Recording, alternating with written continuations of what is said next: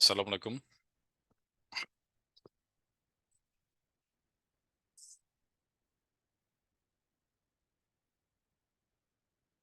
আসসালামু আলাইকুম, সবাই ভালো ভালো আছেন সবাই?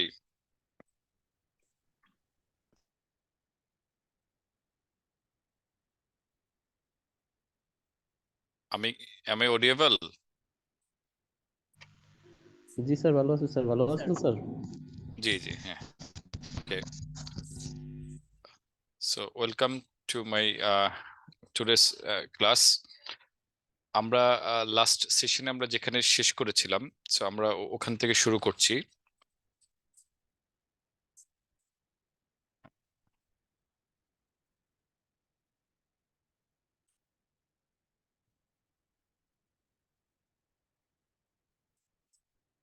ওকে, সো আমরা লাস্ট সেশনে আমরা আইএফআরএস 5 যেটা এটা পড়াচ্ছিলাম,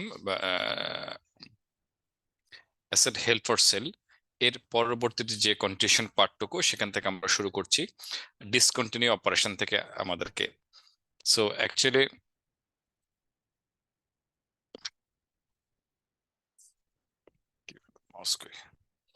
কাজ করছে।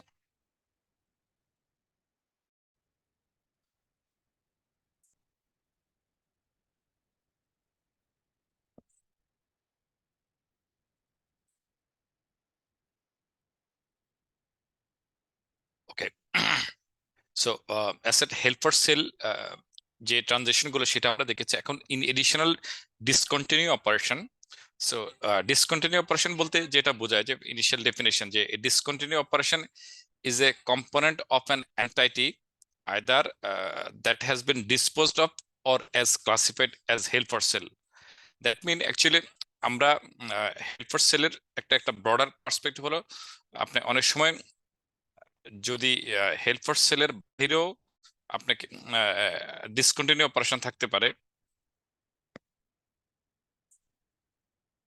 হুম, যদি কোনো either has been disposed of, মানে একটা অর্গানাইজেশনের component of an entity either disposed of করে, অর যদি এটা হেল্প ফর সেল থাকে তখন এটাকে ডিসকন্টিনিউ অপারেশন বলে। বাট এটার ক্ষেত্রে একটা মেজর যে কয়েকটা প্যারামিটার থাকবে, যে সেটা বলছে যে represent either a separate major line of business or geographical area of operation. That mean আপনাকে যখন এই ডিসকন্টিনিউ অপারেশন করতে হবে তখন কতগুলো কন্ডিশন আছে। এর মধ্যে প্রথম একটা কন্ডিশন হলো আপনাকে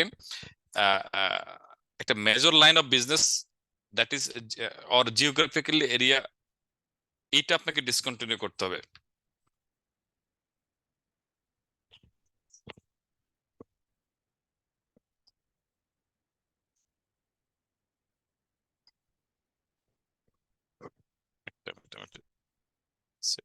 ওকে,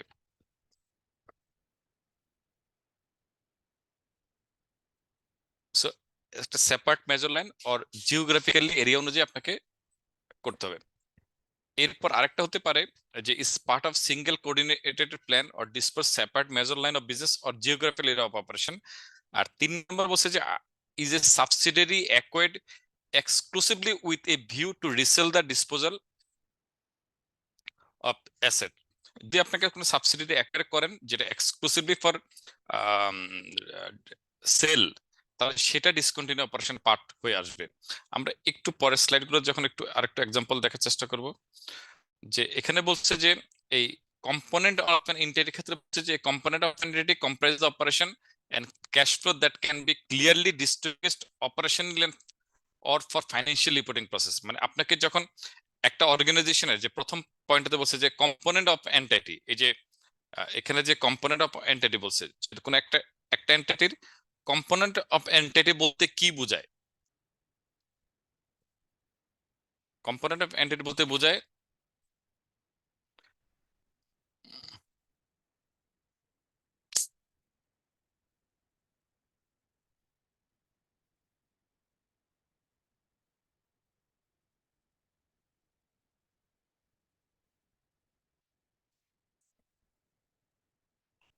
সো কম্পোনেন্ট অফ এন্টিটি বলতে বোঝাচ্ছে যে can be clearly distinguished operationally or financial reporting process. সেই পার্ট যদি হয়, মানে লাইক একটা অর্গানাইজেশনের যে 3টা ব্রাঞ্চ বন্ধ করে দিল, এখন এটা কি কম্পোনেন্ট অফ এন্টিটি হবে কিনা? যদি এটা clearly distinguished operational and financially হয় from the rest of the entity, সেক্ষেত্রে এটা কম্পোনেন্ট অফ এন্টিটি হবে। একটা ছোট্ট এক্সাম্পল দিয়েছি যে if A retailer had 25 stores in Ireland and 10 in UK. So তার 25টা আছে আয়ারল্যান্ডে এবং 10টা আছে ইউকেতে, and it decided to close 5 underperforming stores. এই ক্ষেত্রে কি তার ডিসকন্টিনিউ অপারেশন হবে কিনা?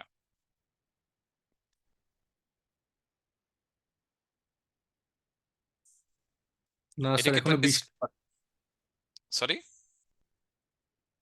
স্যার এখনো 20টা স্টোর আছে ওইখানে। না, এই যে 5টা বন্ধ করবে, এটা কি ডিসকন্টিনিউ অপারেশন হবে কিনা?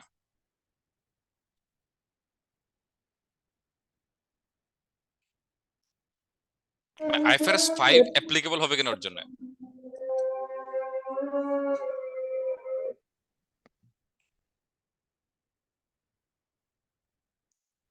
This would not qualify as a discontinue operation because আইফারএস 5 বলছে যে আপনাকে, দেখেন আগের পাতায় আসে না, ডিসকন্টিনিউস অপারেশন বলতে কি বোঝায় এখন একটু বোঝার চেষ্টা করেন।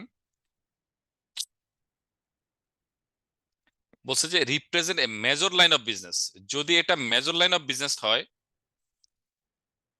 এবং জিওগ্রাফিক্যাল এরিয়া অফ অপারেশন হয়, তাহলে একমাত্র হবে। সো এখানে 5টার মধ্যে আপনার 2টা তার ইউকেতে আছে, 3টা ইয়েতে আছে, মানে এটা ইজ আইডেন্টিফাইবল না, so that this would not qualify as a discontinue operation.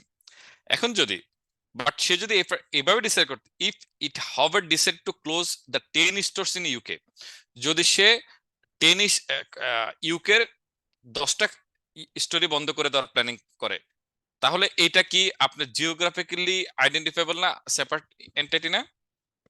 Sir, yes sir. So this would consider as a discontinue operation, and এবং এইটার অ্যাকাউন্ট ফর হবে কি অ্যাজ পার আইএফআরএস 5। আর যদি না হয়, আমরা একটা এটা শেষে একটা একটা কেস স্টাডি করব একটু ইয়াতে, যে মানে আপনাকে যদি আইএফআরএস, এটা বোঝাটা জরুরি কেন, যদি আপনাকে একটা ম্যাথসের বড় ম্যাথস আসে, দেখবেন অল্প মার্ক হয়ে আসে, এমন হতে পারে যে এটা ডিসক্রিমিনেট অপারেশন হিসেবে আইএফআরএস 5 অ্যাপ্লিকেবল ইন ওর জন্য। হ্যাঁ, আপনাকে অনেক বড় কেস স্টাডি দিল, ফাইনালি বললো যে প্রেজেন্ট অ্যাজ পার আইএফআরএস 5, কিন্তু আপনি কি করলেন যে অনেক কিছু দেখলেন, দেখার পরে দেখলেন যে অ্যাকচুয়ালি এটা তুমি যাবে না, আমার লাগবে না। মনে হয় নিচে গেছে, গিয়ে নিচে গেছে, যে ঠুকাইতে আসে।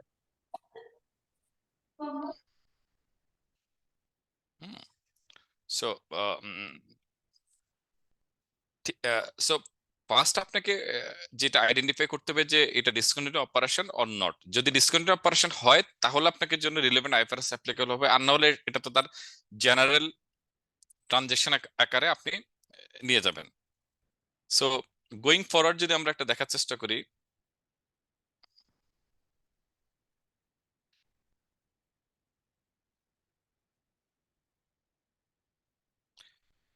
এখন এই ডিসকন্টিনিউ অপারেশন প্রেজেন্টেশনটা কিভাবে হবে, বলছে যে in the income statement of comprehensive ইনকামে কি হবে,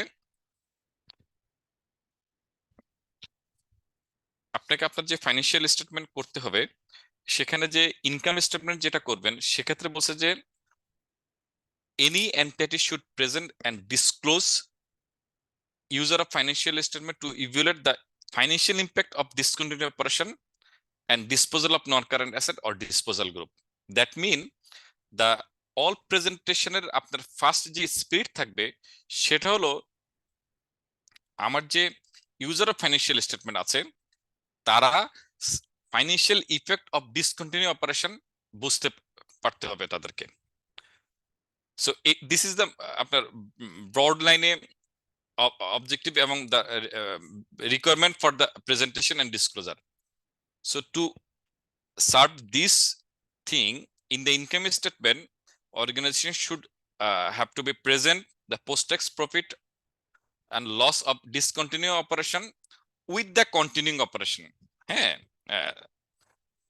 সো এখানে আসলে ডিসকন্টিনিউ অপারেশন কথা বলেছে, তো মূল যে আপনার আমরা পরে একটা এক্সাম্পলে দেখবো যে যখন কন্টিনিউইং অপারেশন এবং ডিসকন্টিনিউ অপারেশন থাকবে, সো আপনাকে ডিসকন্টিনিউ অপারেশন যে ইম্প্যাক্ট সেটা আপনাকে ফাইন্যান্সিয়াল স্টেটমেন্টে পিএনএল এ শো করতে হবে। ইন এডিশনাল কন্টিনিউইং যে অপারেশন সেটা তো আপনাকে ডিটেল ডিসক্লোজ করতে হবেই। Then either in the face or notes in the statement, an analysis of single amount described above into the revenue, expense, pre-tax profit or discontinued operation, related income tax expenses, the gain or loss recognized in on the measurement of fair value less cost to sell on the disposal of the and related expense. অনেক সময় আমাদের যে গত ইয়াতে দেখেছিলাম আমরা যখন discontinue অপারেশনে ফেয়ার ভ্যালুতে শিফট করে তখন যে একটা ইম্পেয়ারমেন্ট লস হয় সেটা আপনাকে আলাদা প্রেজেন্ট করে নিতে হবে এখানে, এবং রিলেটেড ট্যাক্স যে এক্সপেন্স সেটা আপনাকে দিতে হবে হয়তো বা face of in the income statement or আপনাকে ডিটেল ফাইন্যান্সিয়াল স্টেটমেন্টে আপনাকে এটা দিতে হবে। The amount of income continuing operation and from discontinued operation attributable to the owners of the parent. That mean আপনি যে 100 টাকা আয় করছেন এর মধ্যে 80 টাকা হলো কন্টিনিউইং অপারেশন এবং 20 টাকা ডিসকন্টিনিউ অপারেশন, এবং এই টাকা থেকে আপনার attributable to the owners, that mean eligible dividend and return earnings যেটা আছে সেটা আপনাকে আলাদা আলাদা শো করে দিতে হবে। আর ফাইনালি বলছে একটা অ্যানালাইসিস দিতে হবে। সো আমি জাস্ট একটা before go to the detail একটা ছোট্ট ফাইন্যান্সিয়াল একটা দেখাচ্ছি আপনাদেরকে। এখানে একটা সুন্দর করে দিয়েছে, আপনারা দেখতে পাচ্ছেন এটা?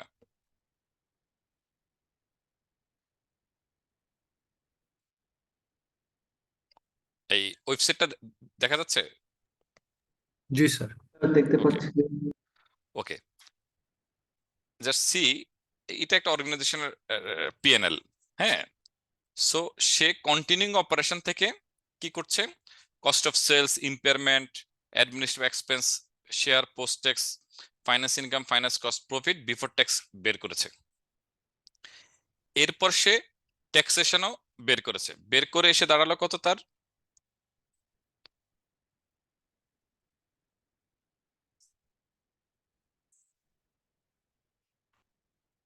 $1523, যে এই ফিগারটা 1523 তার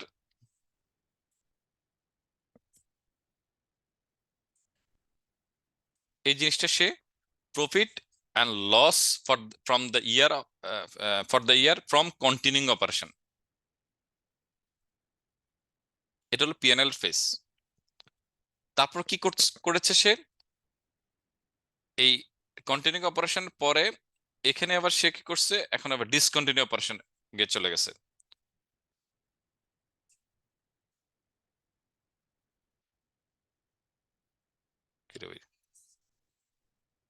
এখন সে এই যে ডিসকন্টিনিউ অপারেশন চলে গেছে, এখানে আসছে profit or loss from discontinue operation, এই 40 টাকা অ্যাডজাস্টমেন্ট করে net profit or loss for the year পেয়েছে। আচ্ছা, এরপর আমরা ইপিএস এ দেখবো, যেমন কন্টিনিউ এবং ডিসকন্টিনিউ অপারেশনের ইপিএস আলাদা শো করেছে, এবং সে কন্টিনিউ অপারেশন ইপিএস আলাদা শো করতে হয়, যে তাহলে সে এটা আরো ডিসক্লোজার আমরা দেখবো যে সো দ্যাট আন্ডারটা জানতে পারে। এখন দেখেন এটা কিন্তু ফেসে একটা নোট ডিসক্লোজ করছে, 7 নম্বর নোট। 7 নম্বর নোটটা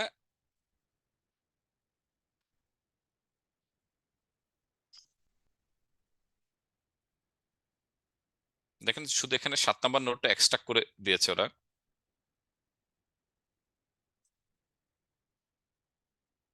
7 নম্বর নোটটা, এটা হলো 7 নম্বর নোটটা। সো অ্যাকচুয়ালি এই 7 নম্বর নোটে আছে কি,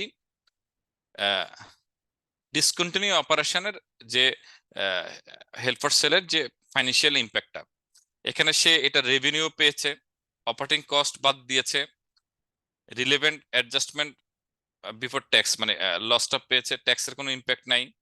হ্যাঁ, লস অন ডিসপোজাল, এডিশনাল ডিসপোজালের ক্ষেত্রে আপনার লস থাকতে পারে, ইম্পেয়ারমেন্ট থাকতে পারে। এখানে ইম্পেয়ারমেন্ট আছে কিনা আমি জানি না, ইম্পেয়ারমেন্ট আছে কিনা, লস অন ডিসপোজাল অফ বলেন কিছু ইম্পেয়ারমেন্ট লস থাকতে পারে। হ্যাঁ, থেকে এই 40 টাকা হলো তার নেট ডিসকন্টিনিউ অপারেশন থেকে আমার কি লসটা। সো এই লসটাই সে কি করেছে,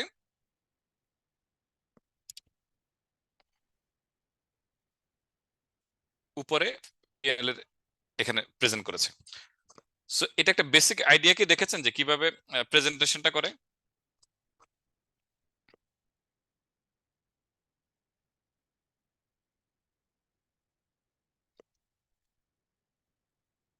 এই বুঝতে পেরেছেন? স্যার জি স্যার। বিষয়টা বুঝতে পারছি, বাট একটু ডিফিকাল্ট মনে হচ্ছে স্যার। খুব ডিফিকাল্ট না, খুব সহজ। আপনি কি বলছিলেন লাস্ট? ইয়াসিন? স্যার জি স্যার, ইয়াসিন বলছি। আচ্ছা ইয়াসিন, বলুন তো এই ডিসকন্টিনিউ অপারেশনটার মেজর কারণ কি? আলাদা এই যে এই আইফারেসটা কেন আলোচনা করছে, স্পিরিটটা কি? আহ স্যার মেজর স্পিরিটটা যদি বলি, সেটা হলো যদি কোনো একটা কোম্পানির একাধিক শাখা থাকে, যদি কোনো এক জায়গাতে এটা ডিসকন্টিনিউ হয়, তাহলে সেই ডিসকন্টিনিউটা কিভাবে আমরা রানিং এর সাথে অ্যাডজাস্ট করব। না এটা আপনার ঠিক আছে, বাট মেজর ইম্প্যাক্টটা, মেজর ইয়েটা, এটা তো অ্যাডজাস্টমেন্ট ফর দিস, মানে এটা হলো আপনি হিস্টোরিক্যাল কথা বললেন, বাট এটা একটা ফিউচার ইস্যু আছে। হ্যাঁ, কি সেটা? আপনি ধরেন একটা অর্গানাইজেশনের মানে ইউজার অফ ফাইন্যান্সিয়াল স্টেটমেন্টটা কি চায়, যে আপনি একটা কোম্পানি এই বছর 100 কোটি টাকা প্রফিট করেছে, আগামী বছর কত করবে, তার উপর বেস করে তো যে ফাইন্যান্সিয়াল অ্যানালাইসিসটা আছে কিংবা ইনভেস্টর আছে, দে উইল ইনভেস্ট। এই বছর 100 কোটি টাকা করছে, এখন তার 100 কোটি টাকার মধ্যে তার ধরেন যে আপনি যে বলেন 3টে শাখা থেকে আসে 50 টাকা, এবং সে প্ল্যান করতেছে আগামী বছর সেটা বন্ধ করে দিবে। এখন এই বছরের প্রফিটে কোনো ইম্প্যাক্ট আসবে? স্যার অবশ্যই আসবে স্যার। না, এই বছর প্রফিটে কোনো ইম্প্যাক্ট কারণ আসবে না, কারণ এই বছর তো আমি বন্ধ করিনি, বন্ধ ও করবো আচ্ছা, জি আগামী স্যার, বছর। সরি, হ্যাঁ, এটা আমি আগামী বছরে আগামী এই বছর, বছর, জি হ্যাঁ। স্যার, এটা তো হয়ে এখন গেছে আপনি নেক্সট যেটা বললেন ইয়ারে। যেটা হিস্টোরিক্যাল, যে আমি কিভাবে বন্ধ করছে, কিন্তু এই ফাইন্যান্সিয়াল থেকে আগামী বছর থেকে আপনাকে ইউজার অফ ফাইন্যান্সিয়াল স্টেটমেন্টকে অ্যালার্ট দিতে হবে যে আমার 100 টাকা প্রফিট করে এর মধ্যে 3টে ব্রাঞ্চে আসে 50 টাকা ব্রাঞ্চ, এই ব্রাঞ্চটা কিন্তু বন্ধ হয়ে যাবে আগামী বছর। তখন কি আমার প্রফিট 100 টাকা আসবে? নো স্যার, তখন তো এটার ইম্প্যাক্টটা কত হবে এইটাই কি ওনাদেরকে আমাদের আচ্ছা, এটা একটা ইম্প্যাক্টটা, অ্যালার্মিং দেওয়া লাগবে। তাহলে ইম্প্যাক্টটা করতে হলে কি করতে হবে, আজকের ডেটে এই যে 100 টাকার যে 50 টাকা আসে সেটা আমি তাকে দিব, যে আমার আজকের যে ব্যালেন্স শিট 100 টাকা আছে এর মধ্যে 50 টাকা আসে কন্টিনিউইং অপারেশন, মানে যে ব্রাঞ্চগুলো আমি কন্টিনিউ করব, আর যে জি স্যার। ব্রাঞ্চটা আমি ডিসকন্টিনিউ করব সেটার প্রফিটটা আমাকে আলাদা শো করতে হবে, so that user of financial statement বুঝবে কি, যদি তার বন্ধ হয়ে যায় তাহলে তার এই আর্নিংটা 50% ফল করবে। এবং ফিউচার ক্যাশ যখনই ফ্লোটা যখনই এই কতটা ইফেক্ট পিএসএটাই হবে। আসবে, যখন এই পিএসএটা আসবে শেয়ারটার প্রাইস অর্ধেক ফল করে যাবে না? জি স্যার। হ্যাঁ, এই যে ফিউচার ওরিয়েন্টেড জানার জন্য কিন্তু মেজর এই উদ্দেশ্য IFRS, this IFRS. Thank you sir, এটা একবার স্যার ইনশাল্লাহ ক্লিয়ার হয়েছে স্যার, মানে এখন পয়েন্টটা, ভিউটা। এবার আমার কথাতে আসেন, এই যে যেই কোম্পানিটার ক্ষেত্রে হয়েছিল, তাহলে এই জিনিসটা কি এখানে প্রেজেন্টেশনে দিয়েছিল না ব্যালেন্স শিটে, যে ব্যালেন্স শিটের ফেসেই আপনাকে বলে দিতে হবে। আবার আমি একটু দেখাচ্ছি, দেখেন ফেসটাতেই কি করতে হচ্ছে, কন্টিনিউ অপারেশন আলাদা হাইলাইট করতে হবে। এই যে বাকি যে 50টা ব্রাঞ্চ আপনার চালু আছে, আর জি। যেটা 50টা ব্রাঞ্চ বন্ধ হয়ে যাবে সেটার কত লাভ লস কত হয় সেটা আপনাকে আলাদা ডিসক্লোজ করতে হবে। নট অনলি দিস, আপনাকে যে ইপিএস, এখানে আবার ডাইলুটেড অত কিছু বোঝাচ্ছে, ইপিএস কন্টিনিউ এবং ডিসকন্টিনিউ মিলে ইপিএস কত, আর শুধুমাত্র কন্টিনিউইং ইপিএস কত। যদি কন্টিনিউইং ইপিএস ফল করে তাহলে আপনাকে কি করতে হবে, এটা আপনার ইন ফিউচারে শেয়ার প্রাইসটা ফল করবে। হুম। আবার যেমন এই কোম্পানির ক্ষেত্রে কি হয়েছিল, একটা লস কনসার্ন ছিল, লুজিং কনসার্ন ছিল, এটা বন্ধ করে দিচ্ছে। তাহলে এটা বন্ধ করে দিলে ইন ফিউচারে এই যে লসটা এটা অ্যাবজর্ব করতো, ইন ফিউচারে ইপিএস আরো বেড়ে গেছে এটার, তাহলে এই শেয়ারটার প্রাইস বেড়ে যাবে। বাংলাদেশে এসিআই এর স্বপ্ন কিন্তু একটা বড় লস প্রজেক্ট। এই এসিআই এর যদি স্বপ্নটা বাদ দিয়ে দেখেন, ওর কিন্তু অনেক ভালো পারফরমেন্স। এখন যদি ধরেন সে এসিআই চিন্তা করলো তার স্বপ্ন প্রজেক্টটাকে, আমি জাস্ট একটা হাইপোথেটিক্যাল এক্সাম্পল দিচ্ছি, যে এসিআই থিঙ্ক করছে যে এই স্বপ্নটাকে তার আলাদা বিক্রি করে দিবে, থার্ড পার্টি বিক্রি করে দিবে, তাহলে মূল যে এসিআই প্যারেন্টস এর যেটাতে ছিল সেটার আর্নিংস বেড়ে যাবে না? জি স্যার। এবং তখনই যখন ইনভেস্টররা এই নিউজটা দিবে যে সেটা বিক্রি করে দিবে এবং তার ফাইন্যান্সিয়াল ইম্প্যাক্টটা চেঞ্জ করবে, তখন তার শেয়ার প্রাইসটা আপ হয়ে যাবে না? কারণ তার ডিভিডেন্ড ক্যাপাসিটি অনেক বেড়ে যাবে। জি। হ্যাঁ। সো এই যে স্পিরিট, আমি উম, আহ, উম, আহ,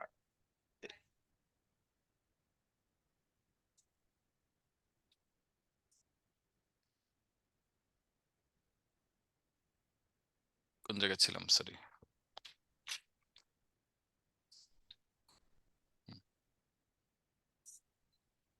একটা মিনিট একটু, হ্যাঁ।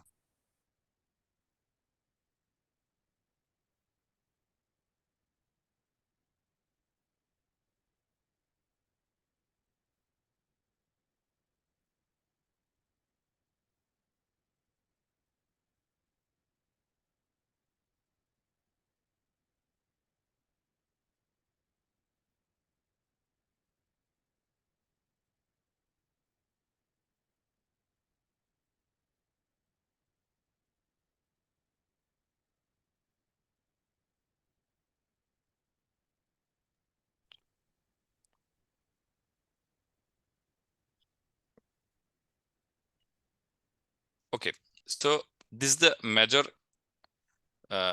এখন সিমিলারলি ক্যাশ ফ্লো স্টেটমেন্টে যদি আমরা আসি, ক্যাশ ফ্লো স্টেটমেন্টে কোম্পানিকে তার অপারেটিং, ইনভেস্টিং এবং যে অপারেটিং, ইনভেস্টিং এবং ফাইন্যান্সিং অ্যাক্টিভিটিসে ডিসকন্টিনিউ অপারেশন থেকে কি ক্যাশ ফ্লো জেনারেট করে সেটা আলাদা ডিসক্লোজ করে দিতে হবে। ওকে, দেন আমার মোবাইলে, ল্যাপটপের চার্জারটা দিস তো।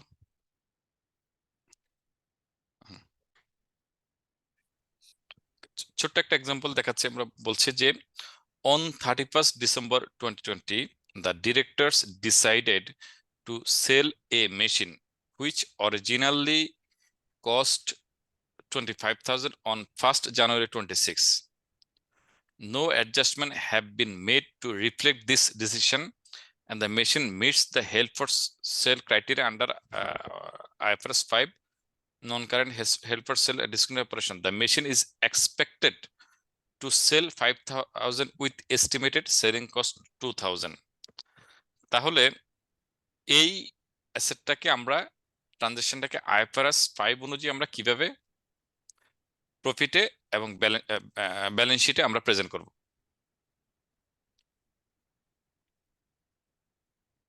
স্যার এখানে একটু স্যার একটা বিষয় জানার ছিল, সেটা হলো এটা যে আমি আইএফআরএস 5 এ নিব, হাতে এখানে আমার ক্রাইটেরিয়াটা বলে দিছে। যদি এটা না বলা থাকতো আমার কি আইএফআরএস 5 এ যাবে কিনা, তখন আমি এটা কিভাবে নির্ণয় করব? এটা একটা মিনিট, এটা আমরা, আপনি গত ক্লাসে ছিলেন? স্যার ছিলাম, লাস্টে আমি কিছু ক্লাস মানে লাস্টে কিছু সময় মিস করছিলাম। আচ্ছা, আইএফআরএস 5 মেইনলি দুইটা জিনিস নিয়ে আলোচনা করে, একটা হলো অ্যাসেট হেল্ড ফর সেল আর একটা হলো ডিসকন্টিনিউ অপারেশন। হ্যাঁ, ও ইয়েস স্যার, মনে পড়ছে। অ্যাসেট তো help. Asset held for sell তো আমরা তখন ক্রাইটেরিয়া গুলো দিয়েছি, হেল্ড ফর সেল কিভাবে আমরা ক্রাইটেরিয়াতে জি নিব, স্যার, জি আর স্যার। আজকে ডিসকন্টিনিউ অপারেশনটা নিয়ে আগাচ্ছি। সো যখনই ওকে, যেটার পার্সপেক্টিভ হবে সে অনুযায়ী আমরা করব। So okay sir. এইখানে এখানে অরিজিনালি তাহলে 6 এ কিনেছি, তাহলে এখন ডিসেম্বর 5 এ কত বছর গেছে? 16, 17, 18, 19, 20, 5 বছর হয়ে গেছে, তাই না? এটা ডিপ্রিসিয়েশন রেট দেওয়া আছে। আচ্ছা, এটা ডিপ্রিসিয়েশন রেট হলো 15%, সরি এটা ক্যালকুলেশনের জন্য এটা 15% ডিপ্রিসিয়েশন রেট, এখানে ইয়া করা নাই, বাট ডিপ্রিসিয়েশন রেট হলো 15%।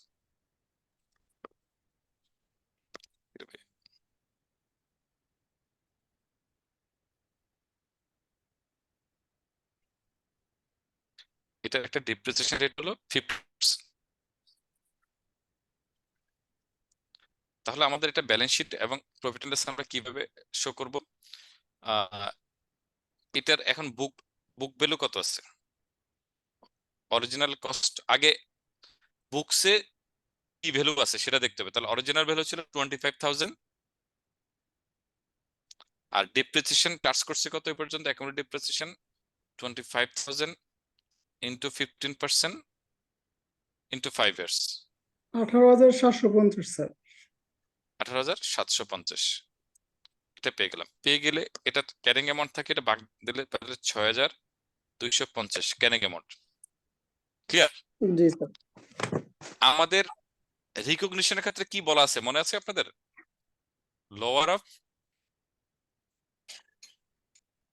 ক্যারিং অ্যামাউন্ট অর অ্যামাউন্ট বা fair value less cost of sale, less জি কস্ট অফ সেল।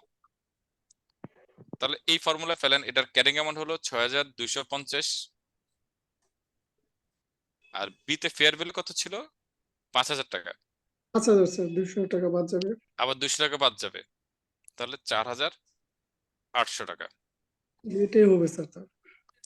তাহলে এখন যদি 4,800 হয়, এখন আপনাকে পিএনএল এ কি লিখবেন? ইনকাম স্টেটমেন্টে কি আসবে? ইনকাম স্টেটমেন্ট আসবে ইম্পেয়ারমেন্ট লস, তাই না? ইম্পেয়ারমেন্ট লস আসবে কত টাকা পিএনএল এ? এই 6,250 বিয়োগ 4,800, দ্যাট ইজ 1,450। আর ব্যালেন্স শিটে কারেন্ট অ্যাসেটের নিচে নন current asset held for sell, held for sell কত দেখাবো? 4,800 টাকা। ব্যালেন্স শিট এবং পিএনএল প্রেজেন্টেশন হয়ে গেছে। ছোট্ট এক্সাম্পল, কিন্তু ক্লিয়ার সবাই? Yes sir.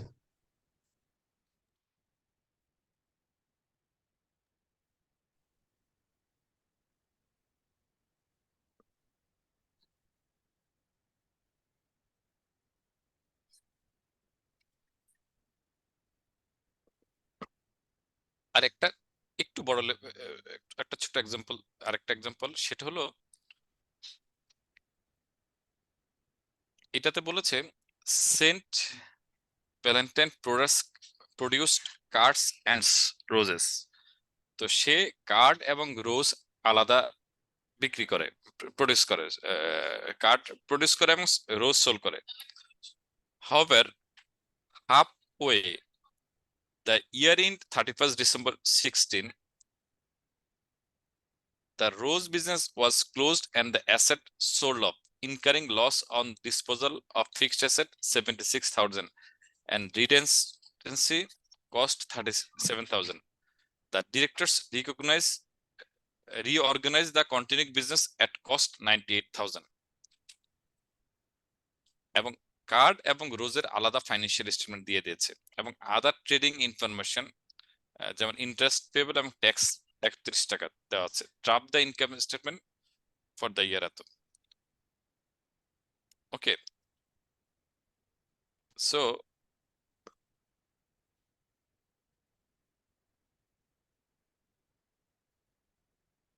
Basic financial statement কোশ্চেনটা কি বুঝতে পেরেছেন?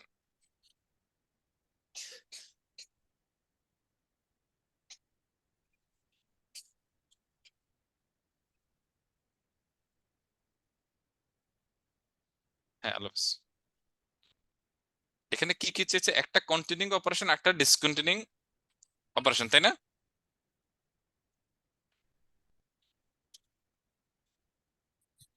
আমার কথা শোনা যাচ্ছে? জি স্যার। ওকে, কোশ্চেনটা বুঝতে পেরেছেন তো? জি স্যার। ওকে, তাহলে আমরা যদি বলি, তাহলে এখন যদি এটা রেভিনিউ দেওয়া আছে, কন্টিনিউইং অপারেশন রেভিনিউ কত? 650। কস্ট অফ সেল 320, তাহলে জিপি পেলাম 330। অ্যাডমিনিস্ট্রেটিভ কস্ট, ডিস্ট্রিবিউশন কস্ট, এগুলো দুইটা বাদ দিয়ে দিই। 120, 60। সো বাদ দিয়ে দেওয়ার পরে কত থাকে? আচ্ছা, একটা রিঅর্গানাইজেশন কস্ট আছে, কোম্পানি যে রিফারবিশ করবে, রিফারবিশের কস্ট 98,000। সো এটা কন্টিনিউইং অপারেশনে গিয়ে অ্যাডজাস্ট হবে। আচ্ছা, এইগুলো বাদ দিলে যা থাকে, ফাইন্যান্স কস্ট আছে। ফাইন্যান্স কস্ট কি? ফাইন্যান্স কস্ট আছে 17 টাকা। থাকার পরে যে অ্যামাউন্টটুকু থাকে, ট্যাক্স বাদ দিতে হবে 31। আমি জাস্ট করে ফেলতেছি আপনাদেরকে, ফিগারও আছে আমার কাছে। এখানে থাকতেছে 4 টাকা প্রফিট। এটা হলো এর সামারি, প্রফিট ফ্রম কন্টিনিউইং অপারেশনে 4 টাকা আসতেছে। সো বি থাকবে কি? Profit or loss from discontinuing operation, কিংবা ডিসকন্টিনিউইং অপারেশন, হেডিং থাকবে ডিসকন্টিনিউইং অপারেশন, নিচে থাকবে প্রফিট আর লস। এখানে এখানে কত থাকে? এটা একটা নোটস, যেটা এর আগে যেটা আমি দেখিয়েছিলাম, দেন এটা নোটস 7। নোটসে আমাদের দিতে হবে কি, এর টার্নওভার ছিল 320 টাকা, কস্ট অফ সেল 150 টাকা, জিপি থাকে 170 টাকা। এরপর আপনার অ্যাডমিন কস্ট 110 টাকা বাদ যাবে, 90 টাকা বাদ যাবে ডিস্ট্রিবিউশন কস্ট। আর কি খরচ আছে, এই যে একটা ইনকারিং লস ডিসপোজাল অফ 76 এবং 37, এই জিনিসটা ডিসপোজ করতে আমার খরচ হয়েছে 76 এবং 37, এই অ্যামাউন্টটুকু খরচ হবে। তাহলে 76ও বাদ যাবে, 37ও বাদ যাবে, বাদ গেলে যেটা থাকে আমি ইয়ে করছি লস হয় 143 টাকা। আচ্ছা, এখন তাহলে লস কত আসতেছে, 143 টাকা। তাহলে নেট ইম্প্যাক্ট কত আসতেছে, 4, লস আসতেছে 139 টাকা। এই হলো ইনকাম স্টেটমেন্টের ফেস। বুঝতে পেরেছেন?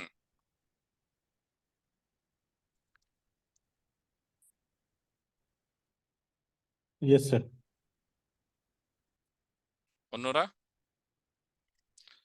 তৌফিক আলম? স্যার আমি এই যে 98,000 টাকা যে স্যার এটা কি হিস্ট্রিক্যাল ডাটা না, তার একটা assumption recognise the continue age of director recognise the continuing business এর কস্ট। ও, এটা একটা এক্সাম্পল দিছে আরে, মানে কন্টিনিউ বিজনেসের কস্ট হবে 98,000 টাকা হবে। আচ্ছা এটা স্যার পিএনএল এ কিভাবে আসলে আমি স্যার বুঝতেছি না, এটা তো আমার কোনো হিস্ট্রিক্যাল ডাটা না। আপনার কথা আমি বুঝিনি, তবে আমি যা বুঝে নিছি, ধরে নিছি, আমি আনসার দিচ্ছি এভাবে। The directors reorganised the continuing business at cost 98। আমার যে কন্টিনিউইং বিজনেসটা আছে না, এটা রিঅর্গানাইজ রিলেটেড এক্সপেন্ডিচার হলো 98,000। এটা Yes, sir. ইনকাট, হ্যাঁ ইনকাট কস্ট, এই জন্য সে পিএনএল এ চার্জ করে দিছে। এবং যেহেতু এটা কন্টিনিউইং বিজনেসের সাথে, এই জন্য কন্টিনিউইং বিজনেসে চার্জ করা হয়েছে। এখন দেখেন এই কোম্পানিটা 139,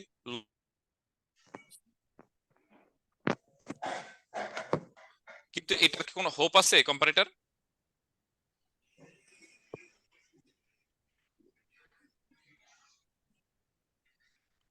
না স্যার। হোপ আছে।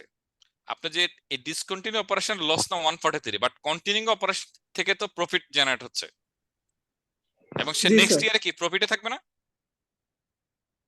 জি তাই না? সো এই যে দেখেন, মানে যদি এটা আলাদা আপনি না দেখতে পারতাম, তাহলে কিন্তু আপনি ওই যে যিনি বলছে হোপ নাই, হোপ থাকতো না। এখন কিন্তু হোপ আছে এটার, এই কোম্পানিটার। জি স্যার, বুঝতে পারছি।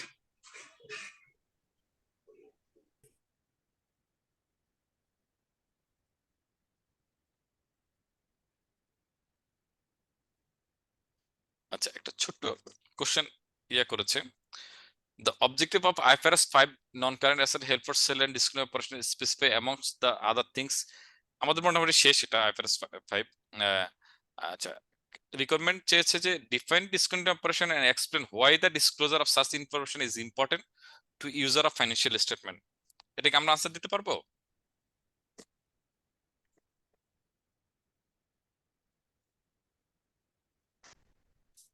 এতক্ষণ ধরে এটাই তো আলোচনা করলাম, তাই না? ইয়েস স্যার, ফিউচার ইনভেস্টমেন্ট ডিসিশনের জন্য আর কি জি কোম্পানিতে জি, আমি থাকবো ওকে না। ওকে। আমি বেসিক্যালি, আপনারা বুঝে নেন, আমি আনসার নিজেও রেফারেন্স হিসেবে দিচ্ছি, বাট আপনারাও সুন্দর মতো করে, যে যার মতো করে সুন্দর করে পয়েন্ট আউটটা লিখবেন। আচ্ছা, আরেকটা এক্সাম্পলে চলে গেলাম। এখানে একটা ছোট্ট জিনিস দেখেন, যে রেক্স রোল activity is operation of hotels all over the world. After a period of declining profitability, Rex directors made the following decision during the year in eto and eto. It disposed of all of its hotel in country A. So এর all এতে সে সব hotel dispose করে দেবে।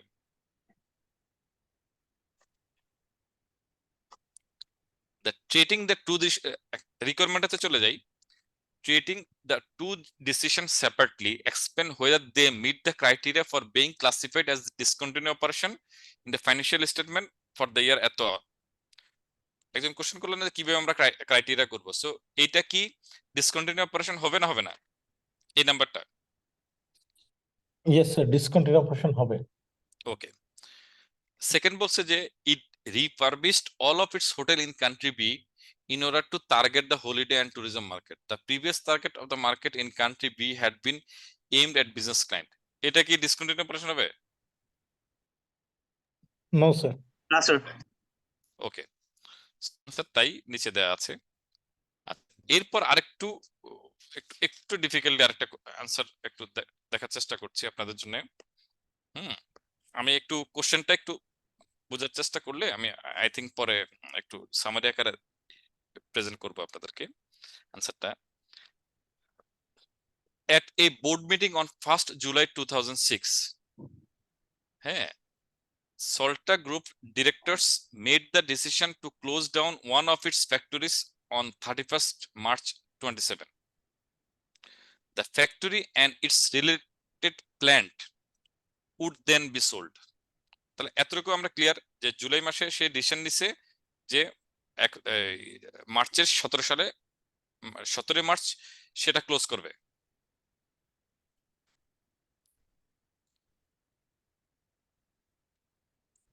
এটা clear তো? জি sir. আচ্ছা, তারপরটা আসেন, a formal plan was formulated and the factory 250 জন এমপ্লয়ি আছে were given 3-month notice of redundancy on 1st January 2017। তাদেরকে 250 জন এমপ্লয়িকে 3 মাসের নোটিশ দিয়ে দিবে জানুয়ারির ফার্স্ট উইকে।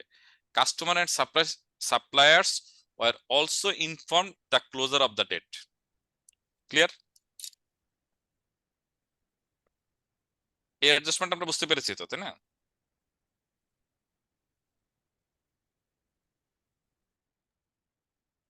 এই রেসপন্স করেন তাহলে আমিও বুঝতে পারবো যে জি আপনারা স্যার, স্যার বুঝতে পারছি। যে কোনো একজন রেসপন্স করলে বুঝতে পারবো যে মোটামুটি। আচ্ছা, the directors of Salta group have provide the following information. এখন তারা ফলোইং ইনফরমেশন আমাদেরকে প্রোভাইড করেছে। 50 of the employee would be retrained and deployed other subsidiary within the group at cost of টাকা 12,50,000 টাকা। মানে কি, আপনার 50 জনকে অন্য একটা কোম্পানিতে দিবে। The remainder will accept redundancy and paid an average টাকা 50,000। এবং বাকি জন 200 জন কি করছে, রিডেন্ডেন্সি অ্যাকসেপ্ট করছে এবং তাদেরকে 50,000 টাকা করে পেমেন্ট করতে হবে। Factory plan has carrying amount টাকা 2 বিলিয়ন। ফ্যাক্টরির যে প্ল্যান্ট, এটা ক্যারিং অ্যামাউন্ট কত আছে, 2.2 বিলিয়ন প্ল্যান্টের।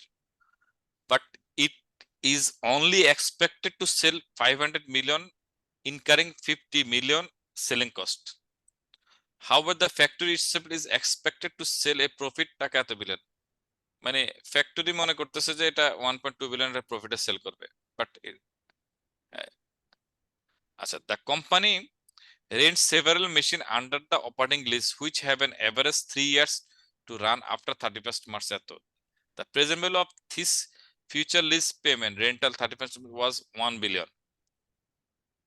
However, the lessor has said they will accept 85 million তারা accept করছে lessor, which would be due for payment on 30 April for their cancellation as of March এত।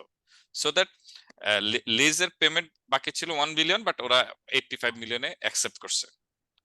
Penalty payment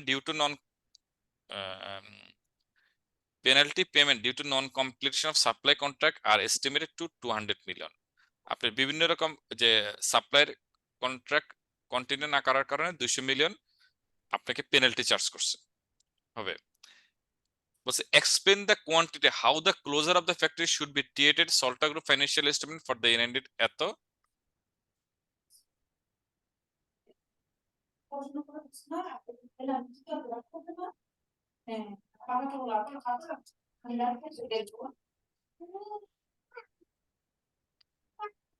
ওকে,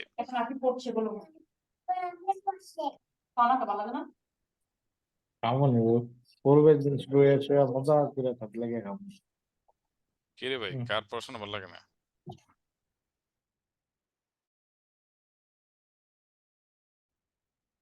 আচ্ছা, এই যদি হয় আমরা একটা জাস্ট পরের পাতায় খুব আমি কুইক সামারি করে দেখানোর চেষ্টা করছি এটার আনসারটা কি হওয়া উচিত। হ্যাঁ,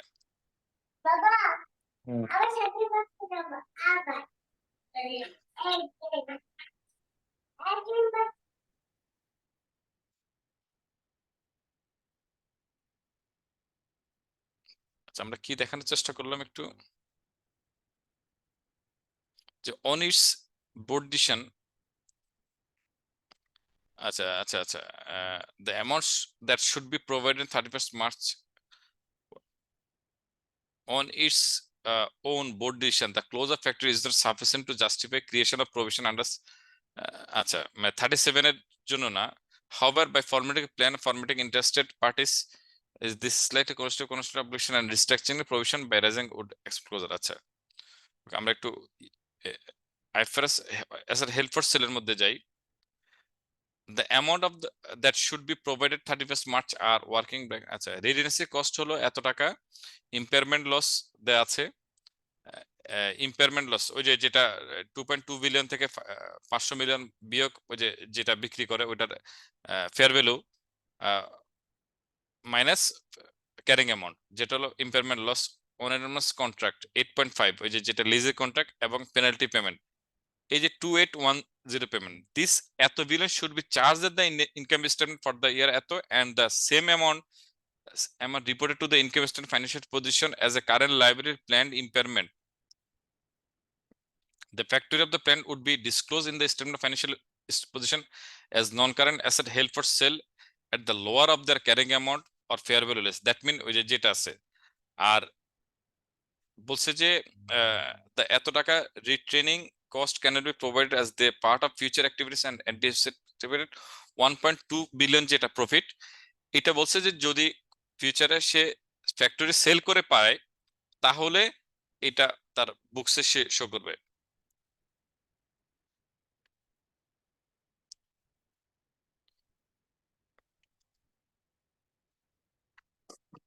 ওকে, সো এটা আবার একটু দেখে নিন বাসায় একটু ভালো করে আপনারা, হ্যাঁ যেটা আনসার দেওয়া আছে আমি একটু বেসিক কুইক জিনিস ইয়ে করেছি, আপনারা আবার একটু দেখে নিন ম্যাথসটা। আমরা গোয়িং ফরওয়ার্ড আরেকটা আইএসএ চলে যাচ্ছে, আইএস 21,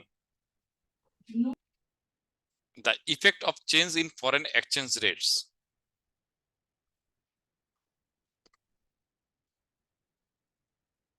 এটাতে আমরা আমাদের অনেকগুলো ব্যালেন্স শিটে দেখা যায় যে কিছু ফরেন সাবসিডিয়ারি থাকে কিংবা লোকালি আমাদের অনেকগুলো ফরেন কারেন্সিতে ব্যালেন্স শিট থাকে, সেক্ষেত্রে কিভাবে আমরা বুক ফর করব সেটা জানার জন্য অ্যাকচুয়ালি আইএস 21টা খুব জরুরি। So the basic overview is that is 21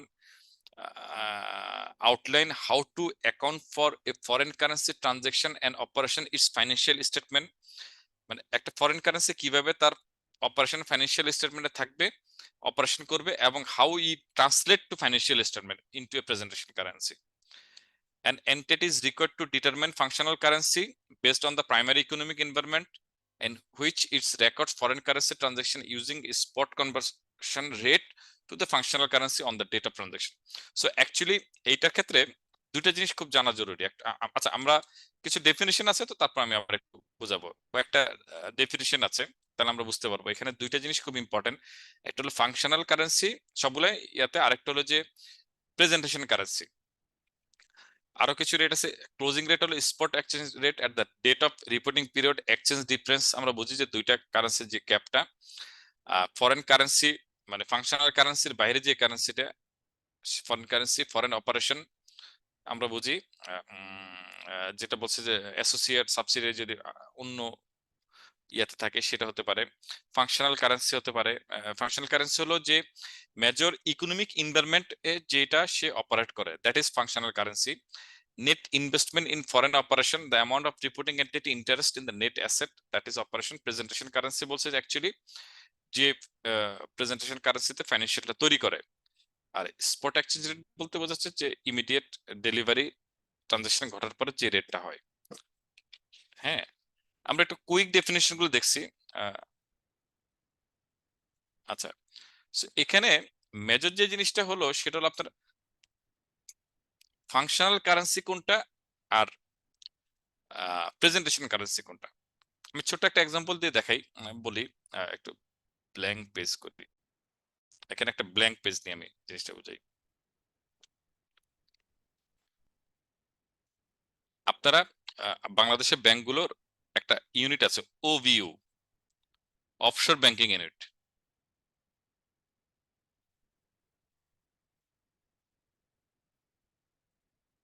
নাম শুনেছেন এটার কথা কেউ? জি স্যার।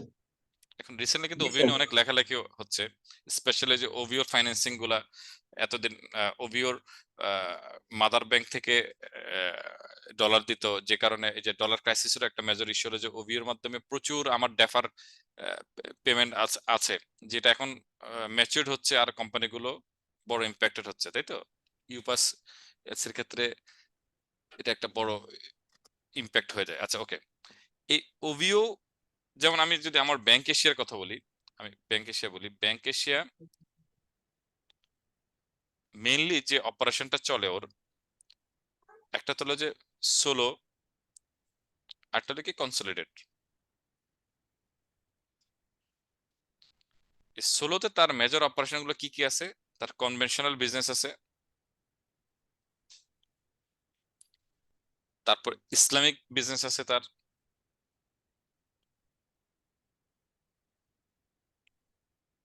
এজেন্ট ব্যাংকিং আছে, তার আদার যে কার্ড টার্ড এগুলো আমি আলাদা ধরে নিচ্ছি, এগুলোর জন্য দিচ্ছি না।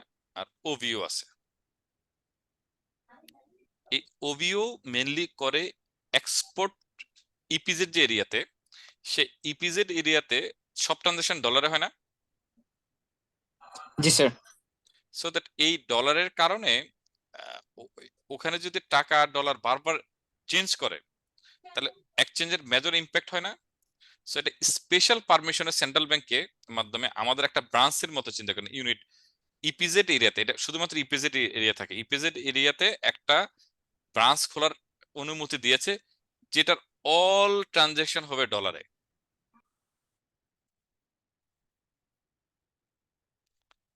এখন আমি যখন ব্যাংক এশিয়ার ব্যালেন্স শিট করব, হ্যাঁ, আমি সবগুলাকে যোগ করব না? এগুলা কি হয়? এগুলো কি সব টাকাতে হয়েছিল না? আর এটা ডলারে না? জি স্যার। So, আমি যখন প্রেজেন্টেশন করব যে আমার প্রফিট হয়েছে 100 টাকা, হ্যাঁ। এটা তো হয়েছে অ্যাকচুয়ালি ডলারে, ধরেন $10, আমি এটা কিভাবে শিফট করব? আচ্ছা, এই যে ছোট্ট কেস স্টাডি আমি বললাম, এই সবগুলার ক্ষেত্রে ফাংশনাল কারেন্সি হলো কোন টাকা? Functional currency BTT. ক্লিয়ার? আর ওভিওর ফাংশনাল কারেন্সি কি? ডলার। Sir dollar. ইউএসডি। এগুলার প্রেজেন্টেশন কারেন্সি কি? বিটিটি। বিডিটি। আর for preparing this financial statement as it's a part of bank, এই ডলারটাকে প্রেজেন্টেশন কারেন্সি মানে বিডিটিতে শিফট করে নিতে হয়। সো এই সোলো বুকসের যেগুলো বিডিটিতে চলে, এগুলোর ফাংশনাল কারেন্সি এবং প্রেজেন্টেশন কারেন্সি ইজ সেম, কিন্তু এর ক্ষেত্রে ফাংশনাল কারেন্সি হলো ডলার, বাট প্রেজেন্টেশন কারেন্সি কি? আমি ইউএসডি। বুঝতে পেরেছি? স্যার ইউএসডি না BDT sir? Presentation currency BDT, functional dollar. Similarly কনসোলিডেটে যদি আসি, এই ব্যাংক এশিয়ার আবার ধরেন এই যে বিএসএল, ব্যাংক এশিয়া, এর একটা সাবসিডারি কোম্পানি আছে দেশে, আরেকটা আছে ইউকে তে, একটা আছে ইউএসএ তে।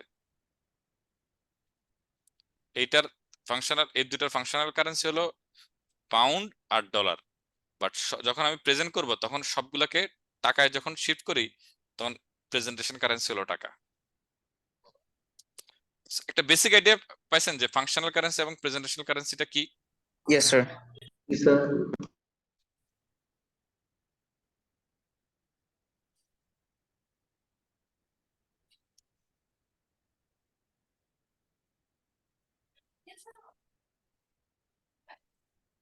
আচ্ছা, এখন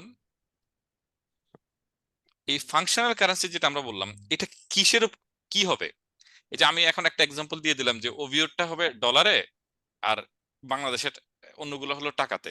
কিন্তু আইএস কি বলছে, আইএস 1 বলতেছে যে ফাংশনাল কারেন্সি বের করার ক্ষেত্রে আপনাকে যেটা করতে হবে,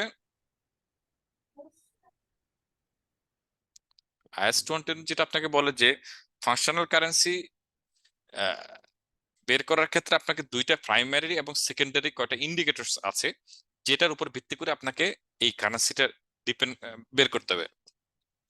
সো প্রাইমারি ইন্ডিকেটরস হলো the currency that mainly influence sale price.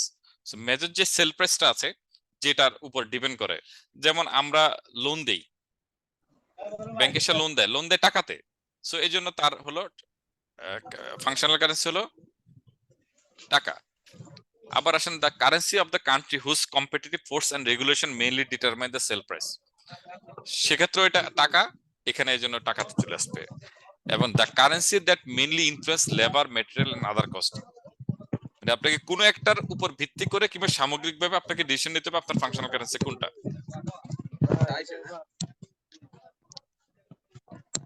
এই একটু পর পরে কি কথা বলে, আচ্ছা। সিমিলারলি যদি অফশোর ব্যাংকিং ইউনিটের এক্সাম্পল দিতে চাই, ওভিওতে টোটাল লেন্ডিংটা নেয় ডলারে এবং ফান্ড বড় করে ডলারে, তাহলে ওরটা চাচ্ছে কি ওর ফাংশনাল কারেন্সি ডলার হবে, বিকজ প্রাইমারি ইন্ডিকেটরসেই সে ডলার হয়ে গেছে তারটা ফাংশনাল কারেন্সি। আর বিসাইড সেকেন্ডারি ইন্ডিকেটরস থাকতে পারে যে the currency in which fund from financing activities থাকতে পারে এবং receive from operating activities.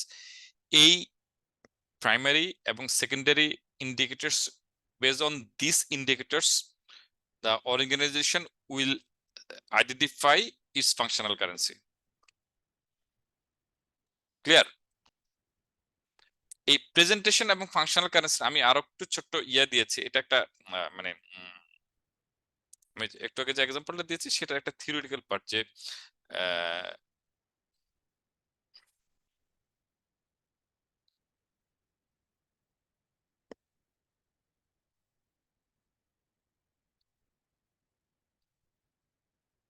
Presentation কারেন্সির ক্ষেত্রে আপনাকে এখানে একটা ছোট্ট এক্সাম্পল আছে, আমি এটা অনেক কিছু বলে ফেলছি আপনাদেরকে। The choice of presentation currency is often influenced by needs of the user of financial statements such as investor or regulatory requirement. আমরা ফাংশনাল কারেন্সি বের করেছি যে এই প্রাইমারি প্রিন্সিপাল এবং ইয়াতে, আর প্রেজেন্টেশন কারেন্সি কিভাবে বের করছে, the presentation currency is the currency in which financial statements are presented to user. It may not be the same as functional currency. তো এটা সেম হতে হবে, নট নেসেসারি। আর চয়েস অফ প্রেজেন্টেশন কারেন্সি বলছে যে আইএস আপনাকে aloe করে সবগুলা, বাট এটা ডিপেন্ড করে এই যে সাসেস ইনভেস্টর রেগুলেটরি রিকোয়ারমেন্ট উপর বেস করে। If the presentation currency is different from the functional currency, the financial statement need to be translated into a presentation currency. এই যে এখানে দেখেন আমার ওভির ক্ষেত্রে যেটা হয়েছিল, the if the presentation currency is different from a functional currency, the financial statements need to be translated into a presentation currency. তাহলে যদি আপনার ফাংশনাল আর প্রেজেন্টেশন দুটো সেপারেট হয়, তাহলে ফাংশনালটাকে কি করতে হবে, প্রেজেন্টেশনে ট্রান্সলেট করতে হবে, মানে আমার ওভিওর ইউএসডি কে বিডিতে ট্রান্সফার করতে হবে। This involves the use of exchange rate, তাহলে আপনাকে কোন এক্সচেঞ্জ রেটে আপনাকে ট্রান্সফার করতে হবে, এটা এখন একটা কোশ্চেন আছে না, যে কোন এক্সচেঞ্জ রেটে আমরা ট্রান্সফার করব।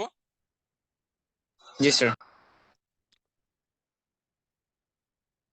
So we'll go through this in the next slide. আমরা আস্তে আস্তে এটা একটু দেখার চেষ্টা করব যে পরের স্লাইডগুলোতে কিভাবে এগুলো আমরা কনসিডার করব।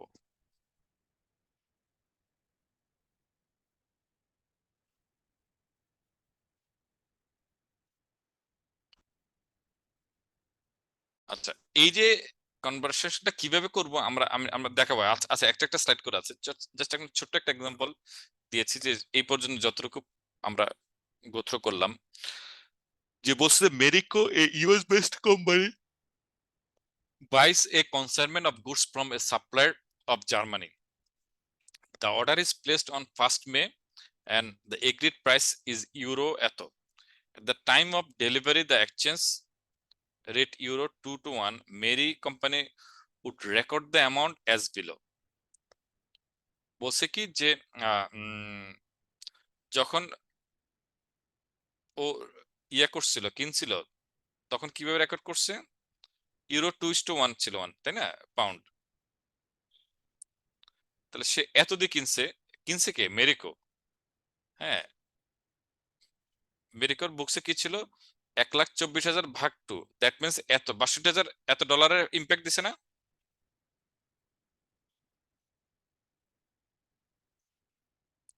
বুঝছেন না বুঝেন এটা? আচ্ছা এটা বুঝছি স্যার। But when Marico comes to pay exchange rate alter to 2.01.2 সে অ্যাকচুয়ালি কিসে দিবে পেমেন্ট করবে সে কিসে ইউরোতে না। সে সাপ্লায়ারকে কিসে পেমেন্ট করবে ইউরোতে না। ঠিক আছে। এখন তার ডলার স্ট্রং হয়ে গেছে সে $62,000 বুক ফর করছে কিন্তু অ্যাকচুয়ালি কি এখন তাকে এত ডলার লাগবে না আরো কম লাগবে স্যার। আর কম ডলার লাগবে। সো দ্যাট এই যে বাকিটুকু সে এখন সে কি করবে বাকিটুকু তার এক্সচেঞ্জ গেইন হিসেবে বুক করবে trade payable debit cash account credit এখন যে তার $60,000 লাগবে আর বাকি ডলারটুকু তার ইনকামে আমরা বুক ফর করে নিব।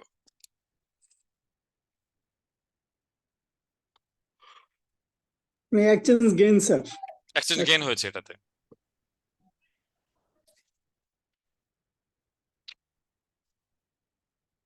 ওকে ছোট্ট এক্সাম্পল আমরা জাস্ট বোঝাচ্ছি যে এক্সচেঞ্জ গেইনটা কিভাবে ইমপ্যাক্ট করে।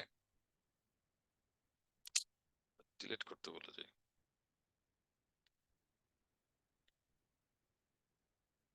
স্যার এই এন্ট্রি দেওয়ার সময় কি ট্যাক্সের ইম্প্যাক্টটা দেখানো লাগবে নাকি স্যার ওটা দেখানো না না লাগবে না? না ট্যাক্সের ইম্প্যাক্ট তো চাইনি মানে আমরা একটু কঠিনটা একটু পরে করি আর আগে ছোট ছোট করে হ্যাঁ ছোট ছোট করে বোঝার চেষ্টা করি যে মেজর এক্সচেঞ্জ গেইনের যে ইম্প্যাক্ট আছে আর ক্রিটিক্যাল গুলো আছে পরে আমাদের কিছু। আচ্ছা আরেকটা ছোট্ট এক্সাম্পল করছি যে দেখেন সেম জিনিস উল্টাটা হতে পারে জিনিসটা কিভাবে সাপোজ দ্যাট একটা কোম্পানি ইয়েনিফেট sells good to Mexican company and it's agreed that payment should be made in a Mexican pesos. Payment made করতে হবে মেক্সিকান পিওসে at price MXN এত dollar and we will further assume that the exchange rate times sell ছিল 7 Mexican এটা সমান $1 ছিল but when debt is eventually paid the rate is altered to 1.812 এত ইয়েংফেড company record the sale process as below. যখন সে sell করছে যেহেতু সেল আপনার 116 এ পেমেন্ট করতে হবে মেক্সিকান ইয়াতে সে কি করছে ট্রেড রিসিভেবল 116 কে 17.2 that mean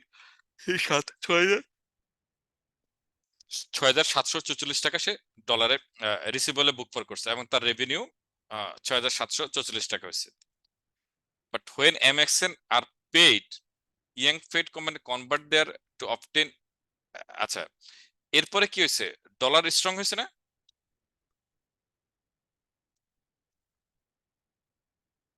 G sir. Dollar strong হলে তার সমস্যা কি স্যার স্ট্রং হয়নি তো, দাম তো কমছে। স্যার বেসিক্যালি সে তো হলো পেমেন্ট করতেছে না, টাকা রিসিভ করতেছে, এইজন্য স্যার রিসিভ করতেছে ইয়েস হ্যাঁ হ্যাঁ তার ডলার যখন সে তো মেক্সিকান ইয়েতে পাবে হ্যাঁ রাইট আপ মেক্সিকানে সে করছে এই জন্য রাইট আপ মেক্সিকানে সে করছে 16,000 পেয়ে গেছে মেক্সিকান তো 1,16,000 পেয়েছে কিন্তু তার মেক্সিকান উইক হয়ে গেছে ডলারটা উইকের কারণে তার একটা এক্সচেঞ্জ লস চলে আসবে বুকসে এবং সে তখন ক্যাশ আমার ট্রেড রিসিভেবল অ্যাডজাস্ট করবে এবং সিমিলার অ্যামাউন্ট তার এক্সচেঞ্জ লসে বুক ফর করবে।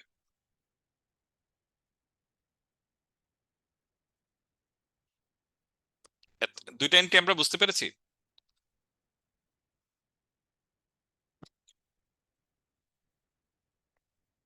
জি স্যার। অন্যরা জি স্যার। আচ্ছা এখন ট্রান্সলেশন করতে হবে তাই তো আমাদেরকে এই ফরেন কারেন্সি ট্রান্সলেট করতে হবে আমাদেরকে।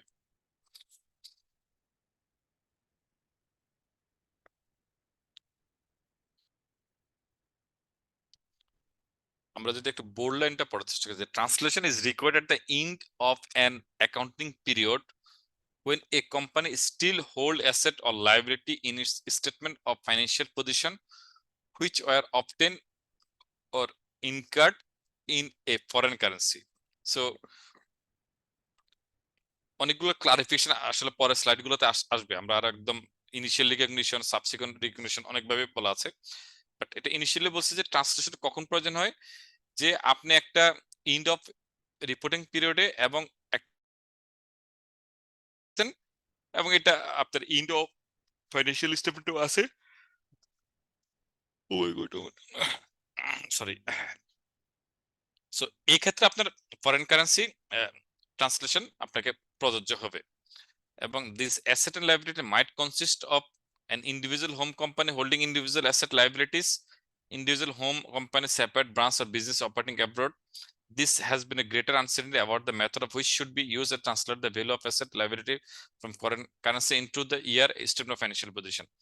এখন তাহলে এই যে ট্রান্সলেশনটা আমরা করব, যে বলছে যে এইটা আপনাকে ডিপেন্ড করে কিসের উপর, পরবর্তী স্লাইডগুলোর উপরে। হ্যাঁ,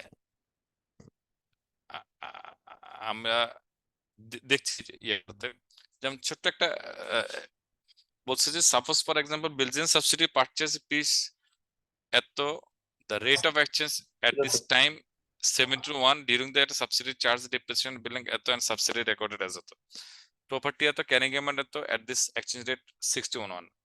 The local holding company must translate the asset value into dollar, but there is a choice of exchange rates, rate which existed at the date of purchase, rate existing at the end of 2018. Similarly, depreciation to be charged accordingly. এই যে একটা fixed অ্যাসেটের ক্ষেত্রে সে initially book for করছে তার একটাতে ছিল, হ্যাঁ, আর এখন তো ডিপ্রিসিয়েশন চার্জ করে ফেলছে, করে এখন তার অন্য রেটে আছে। এখন সে কোন বুকসে বুক ফর করবে রেটটা? এই জিনিসটার আনসারের জন্য আমাদের পরবর্তী কয়েকটা স্লাইড দেখতে হবে, যে ফরেন কারেন্সি ট্রানজাকশনের ক্ষেত্রে বলছে যে ইনিশিয়াল রিকগনিশন আপনাকে কি করতে হবে। IAS 21 states that each transaction should be translated using the exchange rate on the date of the transaction occurred. IAS para 21 বলছে কি, বলছে যে IAS 21 states that each transaction should be translated using exchange rate on the date of transaction occurred. আবার বলছে যে an average rate for a period may be used if exchange rates do not fluctuate significantly. But আপনি যখন translate করার সময়, আমরা তো translate করতেছি, তো একটা যদি মেজর ফ্লাকচুয়েট না হয়, প্যারা 20 বলছে যে you can use an average rate. যেমন ধরেন আমরা ওভিওর ক্ষেত্রে যখন ট্রান্সলেট করি, যেটা প্র্যাকটিক্যালি করি, যে ওভিওর ব্যালেন্স শিট তো করি, আর যখন কোয়ার্টারলি ফাইন্যান্সিয়াল করি দেখা যায় মান্থলি অ্যাভারেজ গুলোর একটা রেট নিয়ে নিই। মান্থলি অ্যাভারেজ যে রেটটা সেটার উপর বেস করে আপনাকে শিফট করে পিএনএল এ নিয়ে আসে, পিএনএল এ কনভার্ট করি, প্রেজেন্টেশন কারেন্সিতে কনভার্ট করি। ইয়ারলির ক্ষেত্রে দেখা যায় একটা ইয়ারলি অ্যাভারেজ রেট ইউজ করি, করে ওই রেটে আপনাকে কনভার্ট করে ফেলি। সো দ্যাট ইজ আন্ডার প্যারা 22। বাট দুইটাই ইয়ে আছে যে আপনাকে এই exchange rate at the date of transaction occurred, but সেটা প্র্যাকটিক্যালি ডিফিকাল্ট হয় যখন যে সেপারেট ফাইন্যান্সিয়াল স্টেটমেন্ট থেকে রিপোর্টিং পিরিয়ডে চেঞ্জ করার ক্ষেত্রে। আচ্ছা, আমরা ইনিশিয়াল রিকগনিশনের জন্য এরপর হলো যদি সাবসিকুয়েন্ট রিকগনিশন হয়। স্যার এখানে এই আগে স্যার একটা কনফিউশন ছিল স্যার। হ্যাঁ, এই ট্রান্সলেশন আর স্যার কনভার্সন, এই দুইটা আসলে জিনিসটা তো একই রকম মনে হয়, বাট ডিফারেন্সটা কি স্যার আসলে? বা আমি আপনি কোশ্চেনটা মনে রাখেন। জি স্যার। হ্যাঁ হোসেন, আমি ওই যে আরো কয়েকটা স্লাইড একসাথে আমরা পড়বো, হ্যাঁ, তখন দেখবেন যে কোশ্চেনটার আনসার আছে, অনেকগুলোর আনসার আছে। হ্যাঁ, ঠিক আছে ভাই। Okay sir. মানে আমি আগে কি করেছি, কেন আনসারটা দিচ্ছেন না, প্রথম একদম বেসিক আইএস এর অনুযায়ী বোঝানোর চেষ্টা করেছি, এরপর একদম খুব বেসিক্যালি একদম ডিটেইল একটা স্লাইড, দুইটা স্লাইড আছে যেটাতে আরো আমরা বেটার বুঝতে পারবো। হ্যাঁ, সো সাবসিকুয়েন্ট মেজারমেন্টে বলছে যে এ foreign transaction May give rice, a foreign currency transaction may give rise asset and liabilities that denominated in the foreign currency. This asset and liability, how they will translate depends on whether the asset or liability are monetary and item. আচ্ছা, subsequent measurement ক্ষেত্রে কি বলছে, এইটা monetary না নন monetary item সেটার উপর depend করে।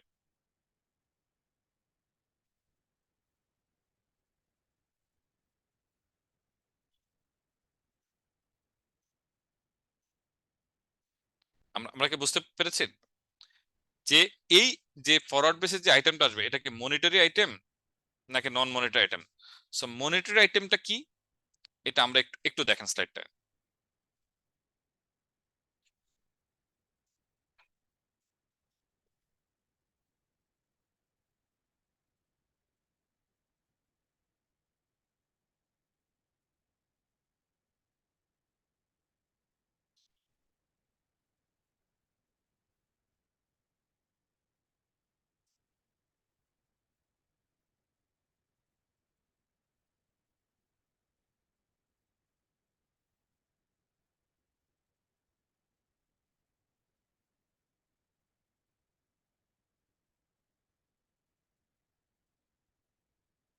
Sir pension যেটা, এটা কি ইমিডিয়েট পেয়েবল কে বোঝাচ্ছে না স্যার গ্রসলি পেয়েবল কে বোঝাচ্ছে?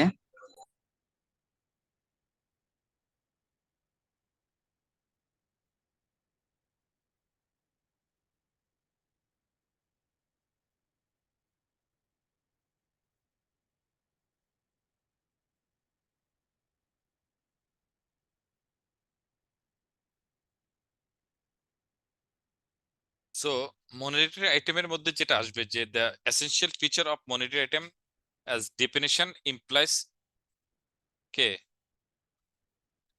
হ্যাঁ আমি যাবো, ওয়েট করেন আপনি। Cash and bank balance trade receive কি, এটা কি?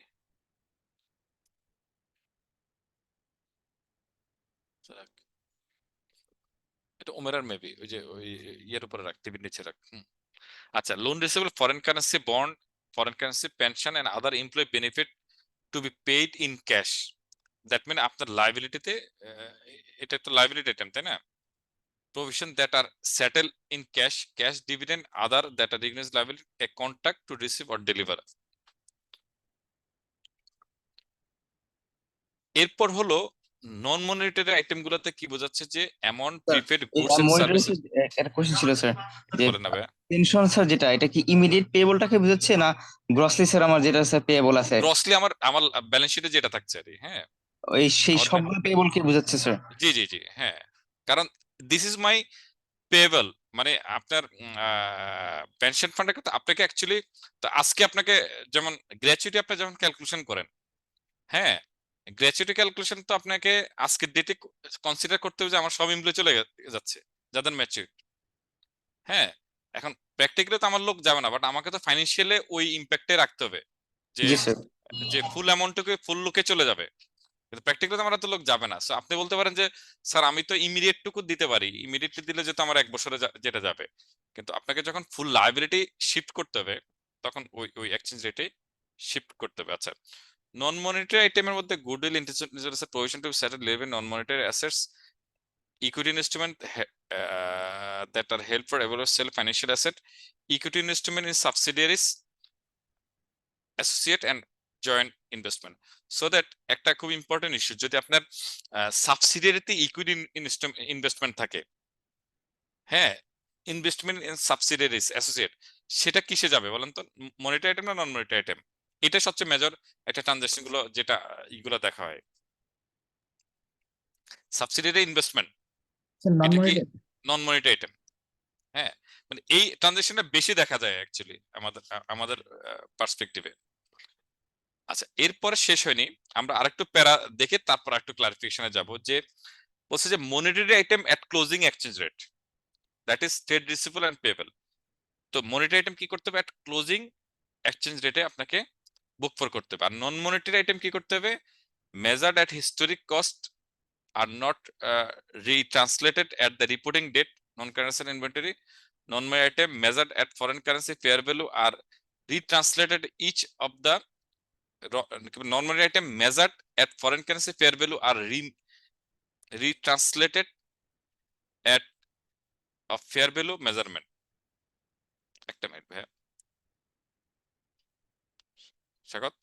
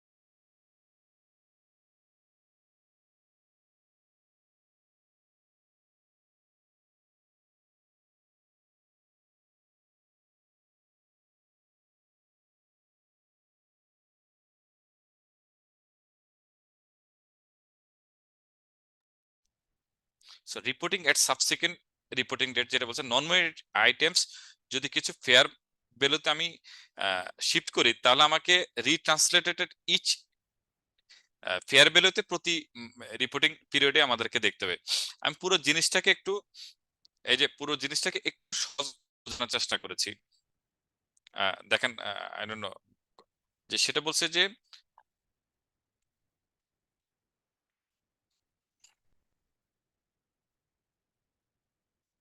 স্যার একটা বিষয় স্যার একটু ক্লিয়ারিফিকেশনের দরকার ছিল।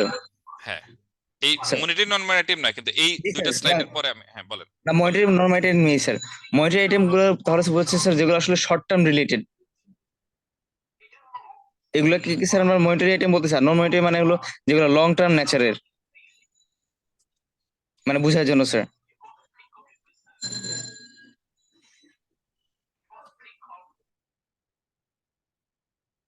Sure. আচ্ছা, আমি আনসার দিচ্ছি, এটা শেষ করে একসাথে আনসার দিচ্ছি, ঠিক আছে? জি স্যার। ওকে, আপনি কোশ্চেনটা একটু অ্যাডভান্স লেভেলে কোশ্চেন করে ফেলেন তো, আমি তো স্লাইডের মধ্যে একটু স্লোলি থাকি, তো এই জন্য কোশ্চেনগুলো একটু পরে দিচ্ছি। হোসেন, বুঝতে পেরেছেন? জি স্যার, আসলে ওই কনসেপ্টটা স্যার ক্লিয়ার না হলে আমি ম্যাচ করতে পারতাছি না আসলে। হ্যাঁ, কিন্তু ওই যে আমি তো ফুল টিমকে নিয়ে আগাচ্ছি, তো দেন আমার সব পার্টিসিপেন্ট তো তো ও, এই জন্য ওদেরকে আবার একটু আস্তে আস্তে করে আগানোর পরে গিয়ে আনসার গুলো দিচ্ছি আর কি। মানে প্রথমে যদি মেবি আপনি হয়তো বা আগে একটু ভালো স্টাডি করেছেন, এই জন্য দেখা যায় যে পরেরটা কোশ্চেনটা আগে হয়ে যায়। এই জন্য আমি একটু কোশ্চেনগুলো পরে দেওয়ার চেষ্টা করি, হ্যাঁ, কারণ একটু স্টেপ বাই স্টেপে শেখাচ্ছি, পড়াচ্ছি, তো তারপর যখন আহ, একটু ফুল কভার হয়ে যায়, তখন গিয়ে ডিফিকাল্ট কোশ্চেন গুলো নেওয়া ইজি হয় আর কি। ওকে, সো দ্যাট এই আমরা যেটা বলছি যে এই মনিটারি আইটেম গুলোর কি ক্ষেত্রে একটু আমি আবার বোঝানোর চেষ্টা করছি দেখেন একটু কনক্লুসিভলি, যে ইনিশিয়াল রিকগনিশন বলছে যে monetary item are initially recognised in the functional currency. তাহলে প্রথম মনিটারি আইটেম, যেমন আপনি ওভিওর বুকসে, আমি যে এক্সাম্পল দিচ্ছি, যে ওভিওর বুকসে সেই monetary item are initially recognised in the functional currency, the currency of primary economic at the exchange rate at the date of transaction। তাহলে ট্রানজেকশন যে ডেটে হবে সেই দিন এক্সচেঞ্জ রেটে আমরা বুক ফর করব। Subsequently after initial recognition monetary items are measured at the functional currency at the end of each reporting period. If the monetary item is denominated in a foreign currency, it is translated at the closing exchange rate at the reporting date। তাহলে subsequently এটা আমি একটা closing যে ডেটে আমি এটা exchange করব। আর any exchange difference যদি আমাকে রেজ হয়, the difference between the carrying amount of monetary item at the beginning of the end and the end of the reporting period resulting from the change in exchange rate is recognized as an exchange gain or loss in the income statement. This reflects the impact of changes in exchange rates on the value of monetary asset and liabilities. আচ্ছা, so that আমার যে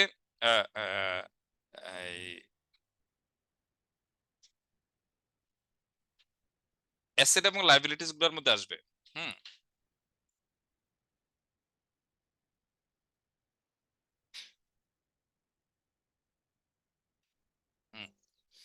sorry, আমি কোন জায়গায় চলে আসছি, যেমন এই জাস্ট ম্যাচিং করার চেষ্টা করি যে আপনার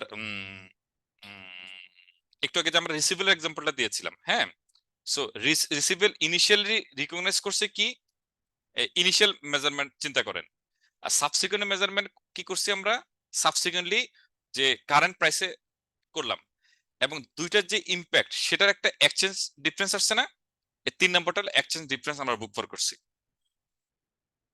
আচ্ছা, থার্ড নাম্বার আসেন যে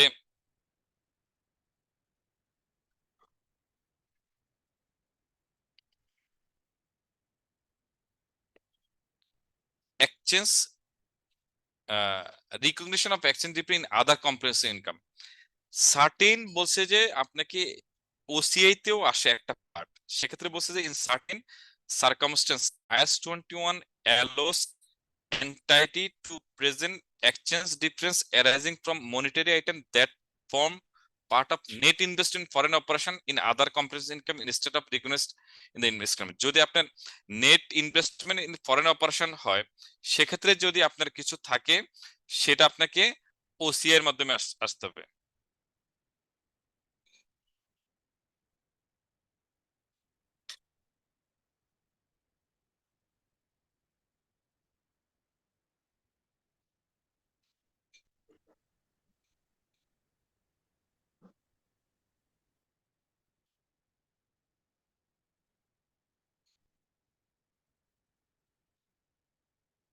আচ্ছা,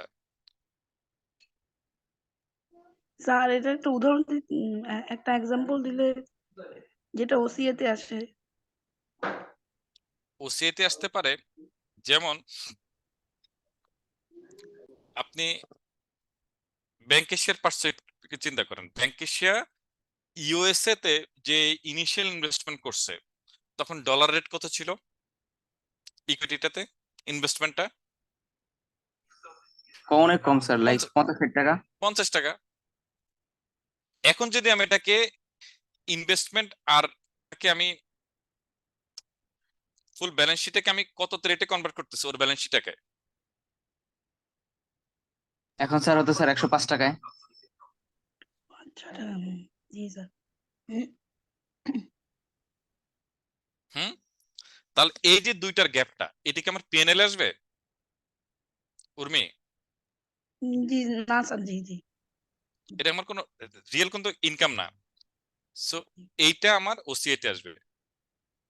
আরেকটা সহজ বাংলা বলি, রিভ্যালুয়েশন রিজার্ভ আছে না, বলেন আমরা রিভ্যালুয়েশন রিজার্ভ গুলো কি হয়, যে আমরা ফিক্সড অ্যাসেট পড়িনি তাই না, ফিক্সড অ্যাসেট পড়বো পরে। সো ফিক্সড অ্যাসেটের ক্ষেত্রে যদি হয় সেক্ষেত্রে আপনার মানে রিভ্যালুয়েশন যেগুলো রিয়েল ক্যাশ ইনকাম না, ওই রিভ্যালুয়েশন ওগুলো ওসিআই তে আসে। ওকে, এরপর আমরা নন মনিটারি আইটেম গুলোর ক্ষেত্রে কি হয়, তাহলে মনিটারি আইটেম এক্সাম্পল আমরা বুঝতে পেরেছি। একটু নন মনিটারি আইটেম ক্ষেত্রে বলতেছি আমরা, নন মনিটারি আইটেম ক্ষেত্রে বলছে যে দ্য মেজারমেন্ট অফ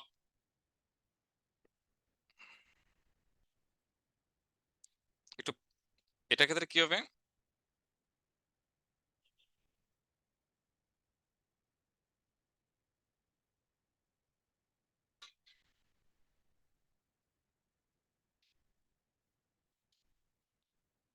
ইনিশিয়াল রিগুলেশন কিসে করতে হবে?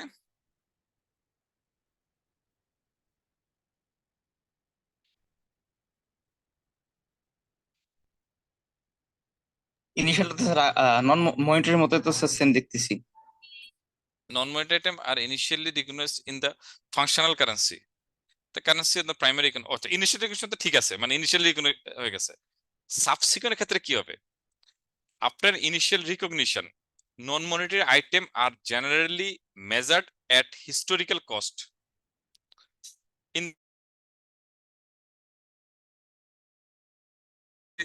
is not subject to change of subsequent period.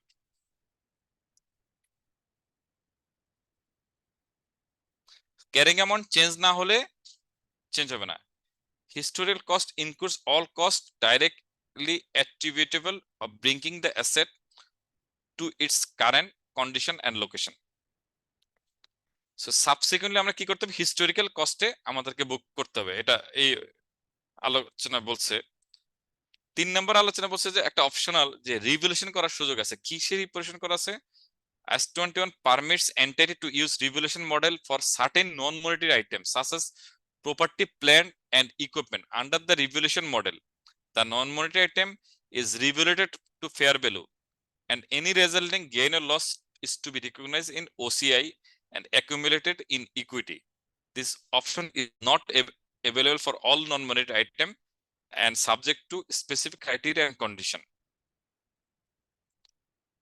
আচ্ছা, 4 নাম্বার যেটা বলছে এটা আমরা বুঝতে পারছি যে যদি এটা অপশনাল অ্যাসেট যদি আপনার প্রপার্টি প্ল্যান্ট ইকুইপমেন্ট যদি আপনার ফেয়ার ভ্যালুতে রিভ্যালুয়েশন করেন সেক্ষেত্রে আপনাকে করার সুযোগ আছে, কিন্তু ওই যত রিলেটেড আসবে ওসিআই এর মাধ্যমে আসবে। Exchange difference on foreign currency non monetary item, if A non monetary item is denominated in a currency and its carrying amount is subject to change in exchange rate, the exchange difference are generally recognized in profit and loss.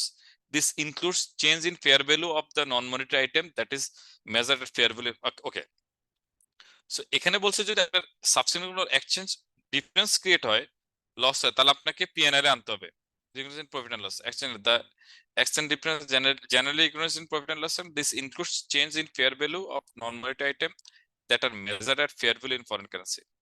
আচ্ছা, in summary তে বলছে যে while monetary item is subject to periodic revaluation based on exchange rate change, non-monetary item but generally measured at historical cost.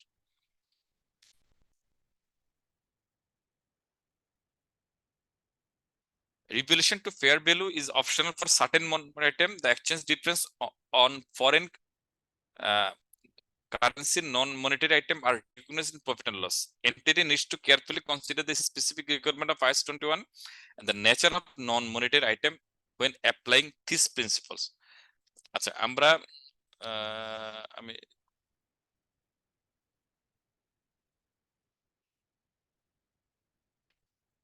আচ্ছা আমরা আরেকটা example দিয়ে যাব।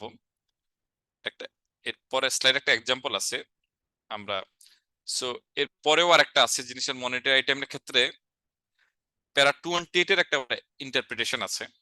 আমি এই সব এই স্লাইডটা করার পরে তখন পুরোটা একটা আবার রিভিউতে যাব যে এক্সচেঞ্জ প্যারা 28 আবার আছে যে exchange difference occurs when there is a change in the exchange rate between the transaction date and the date of settlement monetary item arising the foreign transaction.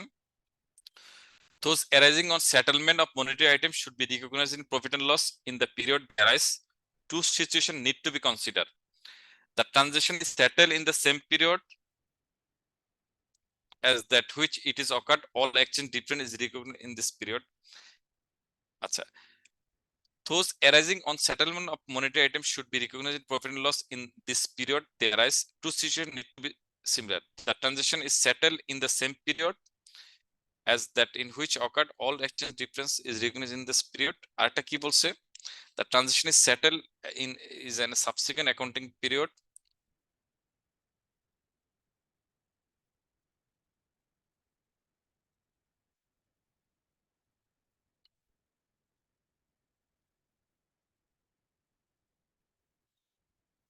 এটা কি বললো? আমি তো এটা একটু আচ্ছা, those arising on settlement monetary items should be recognized in profit and loss in the period they arise. Okay, so profit and loss এ আমাদেরকে আমাদেরকে যেই ট্রানজাকশনটা অ্যারাইজ করবে তখন আমাকে পিএনএল এ নিতে হবে। Two situation need to be considered. বলছে যে the transaction is settle in the same period, এমন হতে পারে and in which it is occurred all exchange difference in that period. আচ্ছা, আর যদি transaction is settle in subsequent accounting period, the exchange difference recognized in each intervening period up to the period of settlement is determining by the change of exchange rate during the period. Okay, এটা হলো বলছে যে যদি আপনার এই current ইয়ারে settle হয়ে যায় তাহলে কারেন্ট ইয়ারে যাবে, যদি সাবসিকুয়েন্ট পিরিয়ড পর্যন্ত যায় তাহলে সাবসিকুয়েন্ট পিরিয়ড পর্যন্ত আমাদের এটা যাবে। লাইক আপনার অ্যাকাউন্ট রিসিভেবলের মধ্যে একটা এক্সাম্পল দিয়েছি না,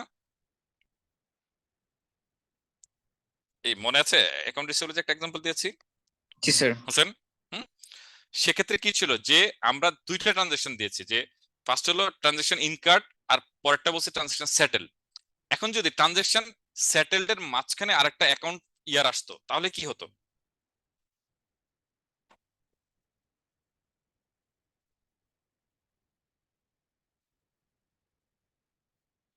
আমি একটু এক্সাম্পলটাতে যাই, এটা কোন স্লাইডে ছিলাম, এই স্লাইডে আমি আবার ব্যাক করব।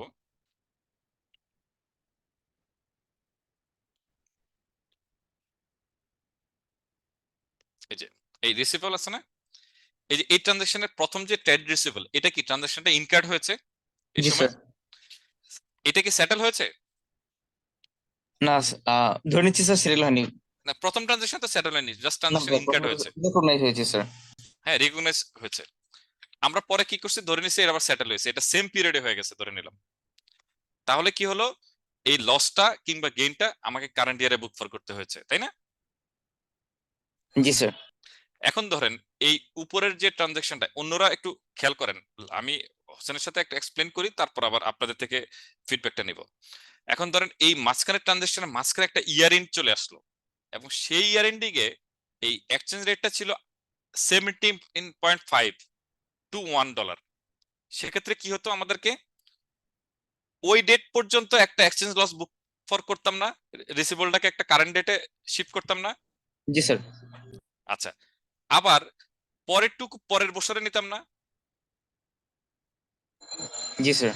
আচ্ছা, তাহলে এই এক্সপ্লেনেশনটা কি বোঝাচ্ছে, যদি সেম পিরিয়ডে ট্রানজাকশনটা ইনকার্ড এবং সেটেল হয়, যেটা আমরা প্রথম এক্সাম্পল দিয়েছি, তাহলে পুরোটাই নিতে হবে। আর যদি সাবসিকুয়েন্ট ইয়ারে ট্রানজাকশনটা চলে যায়, তাহলে আপনাদের আমাদেরকে সাবসিকুয়েন্ট ট্রানজাকশন মানে সেটেল হওয়ার পূর্ব পর্যন্ত আমাদেরকে ইন্টারিম ফাইন্যান্সিয়াল স্টেটমেন্ট কিংবা পিরিয়ডিকলি এই লসটা অ্যাবজর্ব করতে হবে। দ্যাট মিন এখানে যদি আরেকটা ট্রানজাকশন আসতো, আবার যেটা বললাম, এখানে যদি ধরেন এটা হলো জানুয়ারি 1 তারিখে হয়েছে, 1 জানুয়ারি, বাট ডিসেম্বর এন্ডিংয়ে রেট ছিল 17.5:1, আর এই ঘটনাটা ঘটছে পরের বছর মার্চের 1 তারিখে। তাহলে এই 20 থেকে 17.50 লসটা আমি এখানে বুক করতাম না এই ডিসেম্বর মাসে? জি স্যার। তাহলে কারণ কি, এই ট্রানজাকশনটা ইনকার্ড এবং সেটেল একই পিরিয়ড না, এই জন্য আমি পিরিয়ডিক্যালি এই পোর্শনটুকু এখানে বুক করব। আবার পরের পিরিয়ডে কতখানি বুক ফর করব, এই 17.5 টু 18.1, বাকি 60% ইম্প্যাক্টটা পরের ইয়ারে দিব। মানে স্যার আমি যখন নেক্সট এই 335 টাকাটা এখানে দিয়েছি, এখানে ধরি কি বলে 300 টাকা ছিল স্যার রিপোর্টিং ডেটে, তাহলে 300 টাকা লসটা ওখানে বুক করবো, বাকি যে স্যার 35 টাকা আছে এটা স্যার আমি আলটিমেটলি পেমেন্টের সময় রেকর্ড করবো, রাইট স্যার? এই যে 17, 20 আর 30 পয়সা বুক হবে এখানে লস, আর বাকি 60 পয়সা লস হবে এখানে, যা আসে ক্যালকুলেশন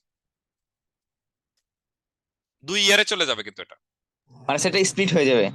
স্পিল্ড হয়ে যাবে। কারণ এই যে মনিটারি আইটেমটা, এই মনিটারি আইটেমটা ইনকার্ড এবং সেটেল 1 বছর হয়নি, সাবসিকুয়েন্ট অ্যাকাউন্টিং পিরিয়ডে চলে যাবে। এটাই প্যারা 29 বলেছে। অন্যরা বুঝতে পেরেছেন? এটা একটা এক্সাম্পল দিলে ভালো হতো, এক্সাম্পল দেখলে হতো। জি স্যার, একটু একটা এক্সাম্পল দিলে আসলে বোঝা যেত অ্যাকাউন্টিং ট্রিটমেন্ট আসলে আমি কোথায় কিভাবে দিচ্ছি। আচ্ছা, অন্যরা এই যে আলোচনা করছে সেটাতে বুঝছেন? জি আরেকজন স্যার। বলেন। হ্যাঁ, ইয়াসিন, স্যার বুঝতে পারছি স্যার। আরেকজন বলেন। একটু আগে একটা মেয়ে বলছিল, কে, ওর নাম কি, কি নাম ছিল?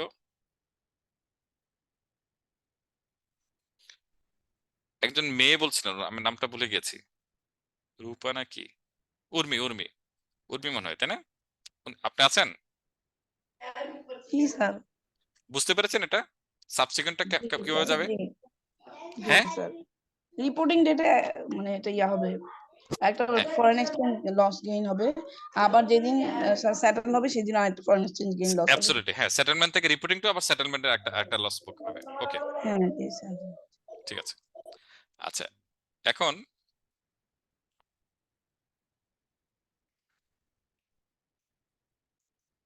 আফ,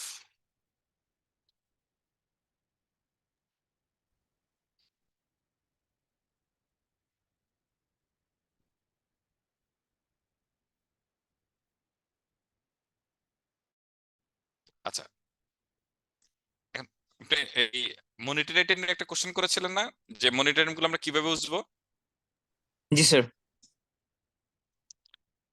আইএস 21 এ মনিটরি আইটেমের একটা ডেফিনিশন বলতেছে, কি বোঝাচ্ছে যে মনিটরি আইটেম ইজ, আমি বলতেছি আপনি একটু পড়েন, as defined in accounting standard like IAS 21 is an item that represent a right to receive or an obligation to deliver a fixed or determinable number of unit of currency. In simpler way, terms, it refers to asset and liability that are either money or expected to be settled in a specific amount of currency. যেটা আমরা একদম first monetary আইটেমের ডেফিনেশনের মধ্যে দেওয়া আছে, so that এই definition অনুযায়ী কি আপনার শর্ট টার্ম লং টার্ম বোঝার কোনো সুযোগ আছে?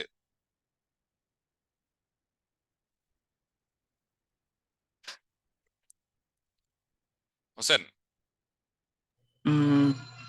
ডিরেক্টলি তো স্যার মনে হইতেছে না দেখতে স্যার। নাই। সো এই জন্য আমি আপনাকে এখন আনসারটা দিচ্ছি, বললাম না সব আনসারটা একটু, সো দ্যাট মূল ফ্যাক্ট হলো যে আপনাকে একটা স্পেসিফিক অ্যামাউন্ট যদি আপনাকে দিতে হয়, নিতে হয়, তাহলে দ্যাট ইজ আপনাকে আপনাকে যেমন লোন, লোন একটা ফিক্সড অ্যামাউন্ট, আপনি পাবেন নাহলে দিবেন। হ্যাঁ, এই জন্য বলছে যে obligation to deliver fixed or determinable number of unit of a currency. সেক্ষেত্রে যেমন রিসিভেবল একটা ফিক্সড অ্যামাউন্ট, আপনাকে এত ডলার দিতে হবে, এত পেতে হবে, so this is fixed amount. এটাতে কারেন্ট অ্যাসেট কারেন্ট লায়াবিলিটি কিন্তু আপনি ভাগ করার সুযোগ নেই। ক্লিয়ার?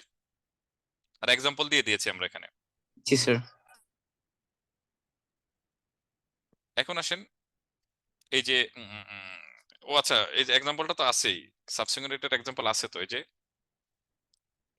এটার এক্সাম্পল তো আছেই, আমি তো কেন বললাম না, এক্সাম্পল আছে তো এটার। একটু আগে যে বললাম সাবসিকুয়েন্টের যে এক্সাম্পলটা, এই একটা company whose year ending 31st December buy some goods from টেলিকমার এসএ ফ্রান্সি on September with invoice value 60,000 and due for settlement in equal installment 30 November at exchange rate এত, the record is to the accounting entries in the books of settle company limited। মানে কি বলছে, সে একটা purchase করছে 60,000 টাকা দিয়ে, তাই না? 60,000 কি ছিল তার, ইনভয়েস ফেলেছিল 60,000 ইউরো, আর সে তার রেট ছিল আপনার তার সে কোম্পানি ডলারে চলে। এখন সে 30 কবে কিনছে, 30 সেপ্টেম্বর কিনেছে, তাই না? 30 সেপ্টেম্বরে সে এই জিনিসটা কিনছে, তাহলে তার বুকফোর্টটা কিভাবে হবে?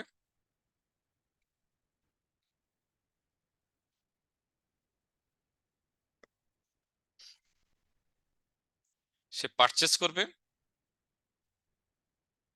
আর কি পেবেল করবে, তাই তো? জি স্যার। 60,000 ডিভাইডেড 1.6, দ্যাট ইজ 37,500 ডলার।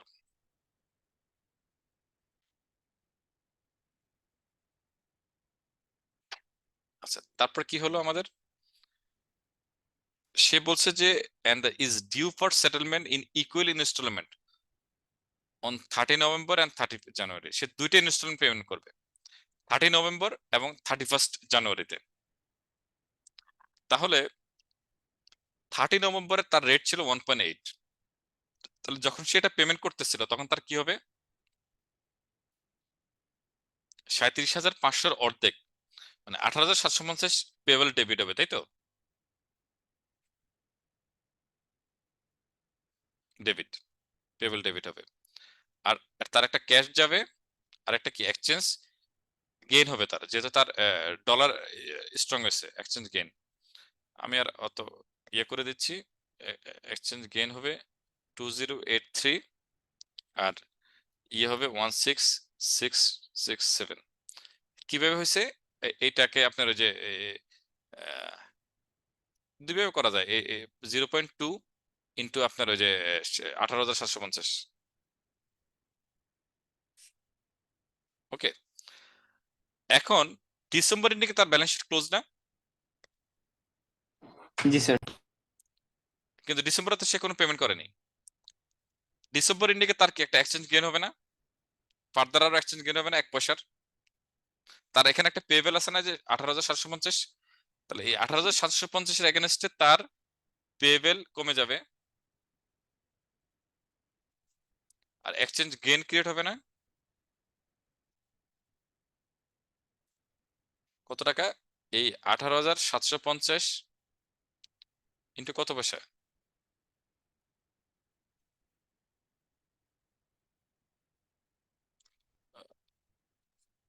যে 3 হবে স্যার। হ্যাঁ হ্যাঁ হ্যাঁ হ্যাঁ 1.6 না স্যার, 6 থেকে 1.9। স্যার এটা কি আমরা 31 ডিসেম্বরে আছি? হুম হুম হুম তাহলে স্যার 1 পয়সা আসবে স্যার। 1 পয়সা না, 3 পয়সা দিয়ে মিলে যায় কিনা দেখেন তো আসলে।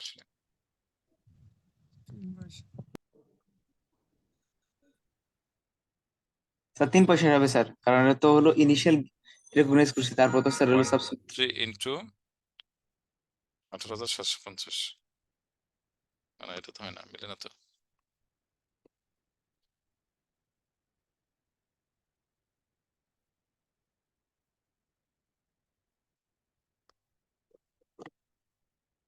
আচ্ছা, ক্যালকুলেশনটা এভাবে এভাবে, হ্যাঁ। আমাকে এখন আমার কত পেমেন্ট করতে হবে? 30,000 ইয়ে না,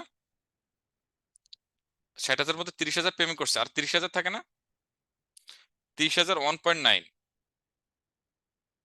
কত ডলার লাগে? 30,000 ভাগ 1.9, 15,789 ডলার লাগে। আর আপনার লাইবিলিটি আছে কত ডলার? আছে কত? 18,750 না, বিয়োগ 18,750, দ্যাট মিন 2960 আপনাকে গেইন আসবে।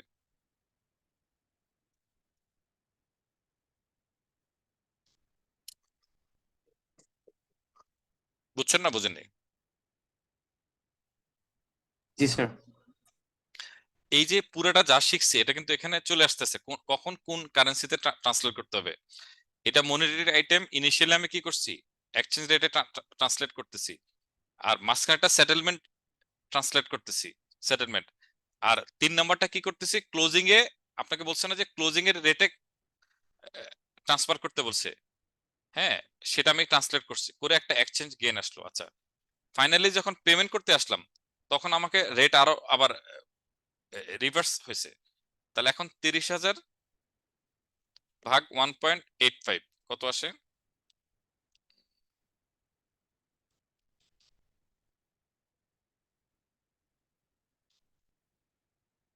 16,216,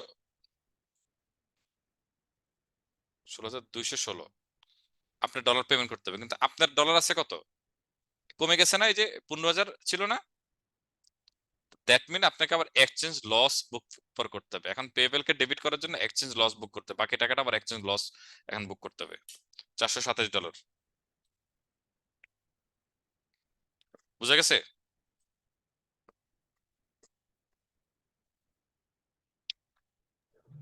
স্যার পুরোটা হচ্ছে একবার রিকল করে দিলে ভালো হইতো স্যার। একজন রিকল করে দেন তো আমার পক্ষে হয়ে। কে রিকল করে দিবে?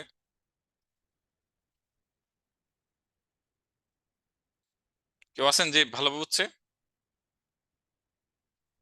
হোসেন, বুঝেছেন আপনি? স্যার বুঝেছি, কিন্তু স্যার ক্যালকুলেশনের আমি যদি স্যার আপনি ক্যালকুলেশন হেল্প করবো, বুঝি আপনি নেই, বলেন। ওখানে স্যার আবার ক্যালকুলেশন আমি স্যার করে দেখলাম স্যার, আমি আচ্ছা, আমি মিলাতে ক্যালকুলেশন পারলাম। ক্যালকুলেশন আমি হেল্প করবো, আপনি বলেন, শুধু ট্রানজাকশন গুলো এক্সপ্লেন করেন। স্যার প্রথমে হলো আমি 1.6 দিয়ে স্যার কনভার্ট করলাম, তখন আসলো স্যার হলো 37,500। এরপরে যখন আমি পেমেন্ট করেছি তখন তো পেমেন্টের সময় পেমেন্ট হয়ে গিয়েছে, কিন্তু আমার পেমেন্ট করার কথা ছিল হাফ। আমার রেট 30,000 জি স্যার, আমাকে 30,000 পেমেন্ট করার কথা ছিল, 30,000 স্যার। পেমেন্ট করছি। 30,000 কিন্তু আমার পেমেন্ট করতে রেটটা গিয়ে বেড়ে আমার যাওয়ার কত কারণে লাগছে 1.8, তাহলে কত আসে 1.8, 30,000 কে 1.8 দ্বারা ভাগ করেন। তাতে স্যার চলে আসছে 16,667। তাহলে 16,767 পেমেন্ট করব। সেখানে আমার একটা গেইন চলে আসছে আচ্ছা, কিন্তু আমার এটার এগেনস্টে অর্ধেক লায়াবিলিটি না, পেবল তো অর্ধেক, তাই না? স্যার। ওই 18,750 অ্যাকচুয়ালি পেমেন্ট করছে আর আমার অর্ধেক লায়াবিলিটি অর্ধেক সেটেল হয়ে যাবে, 37,500 অর্ধেক ডেবিট হয়ে যাবে, আর পেমেন্ট করবো আরো কম, তাহলে বাকিটুকু একটা এক্সচেঞ্জ গেইন হিসেবে আমার বুক করা হবে। তারপরটা দেন কি বলে রিপোর্টিং ডেটে এই বাকি অর্ধেকটা আমার কথা ছিল 18,750 রিপোর্ট করার, কিন্তু সেটা আমি আরো কমে যাচ্ছে অ্যাকচুয়ালি। তো এইটা যে আমার পজিটিভ অ্যাপ্রিসিয়েশন হয়েছে, আর মানে এক্সচেঞ্জ রেট পজিটিভ আসছে আর আমার। সো এখানে একটা ছোট একটা গেইন আসবে। সাবসিকুয়েন্টলি যখন আমি পেমেন্ট করতেছি তখন এটা আবার কমে গেছে, হুইচ মিনস আমার এখন একটু বেশি টাকা লাগবে। তো এই বেশি টাকাটুকু আমার লস হবে। ওকে, ইন কম্পারিজন টু 1.9। ইয়েস, এটার 1.6 এর সাথে আমি গুনবো না। হ্যাঁ না, এটা আবার নতুন করে, কারণ আমি তো এটা এই পর্যন্ত বাকিটুকু তো অলরেডি অ্যাসেট করা হয়ে গেছে। এক্সচেঞ্জে গেইন নিয়ে নিয়েছি। জি স্যার। Okay, so for better understanding, আপনাদের এই প্রেজেন্টেশনে কিন্তু আজকের যে স্লাইড আছে, স্লাইডের মধ্যে এটা দিয়ে দেওয়া আছে, সো আপনারা বাসায় আবার একটু দেখে নিতে পারেন যে আজকে যখন স্লাইড শেয়ার করবো এটার মধ্যে এটা আছে, এখন আবার একটু ডিটেল দেখে নেবেন। এনি কোশ্চেন এই পর্যন্ত? No sir.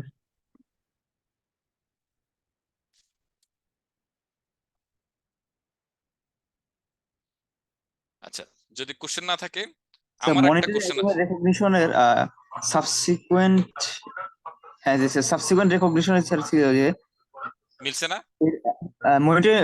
মনিটরি না, নন মনিটরি আইটেম স্যার, নন মনিটরি আইটেমে সাবসিকুয়েন্ট ক্লোজিং এক্সচেঞ্জ রেটে নেওয়া হবে। এখন যদি অন্য কোনো ইম্পেয়ারমেন্ট বা যদি না হয় তাহলে স্যার এটা যে হিস্টোরিক্যালি থাকবে, হিস্টোরিক্যাল মেথডে রাখতে হবে। হ্যাঁ, এখন স্যার যেটা হলো অ্যাসেট আছে, এটা তো স্যার ডেপ্রিসিয়েশনটা কি, মানে ডেপ্রিসিয়েশনটা তো জন্য এটা কি আর অন্য কোনো মেথডে যাচ্ছে না, রাইট? মানে ডেপ্রিসিয়েশন যদি তো রিভলিউশন ভ্যালুটা করে কমে তাহলে যাচ্ছে। আপনাকে আবার সি এর মাধ্যমে যেতে হবে।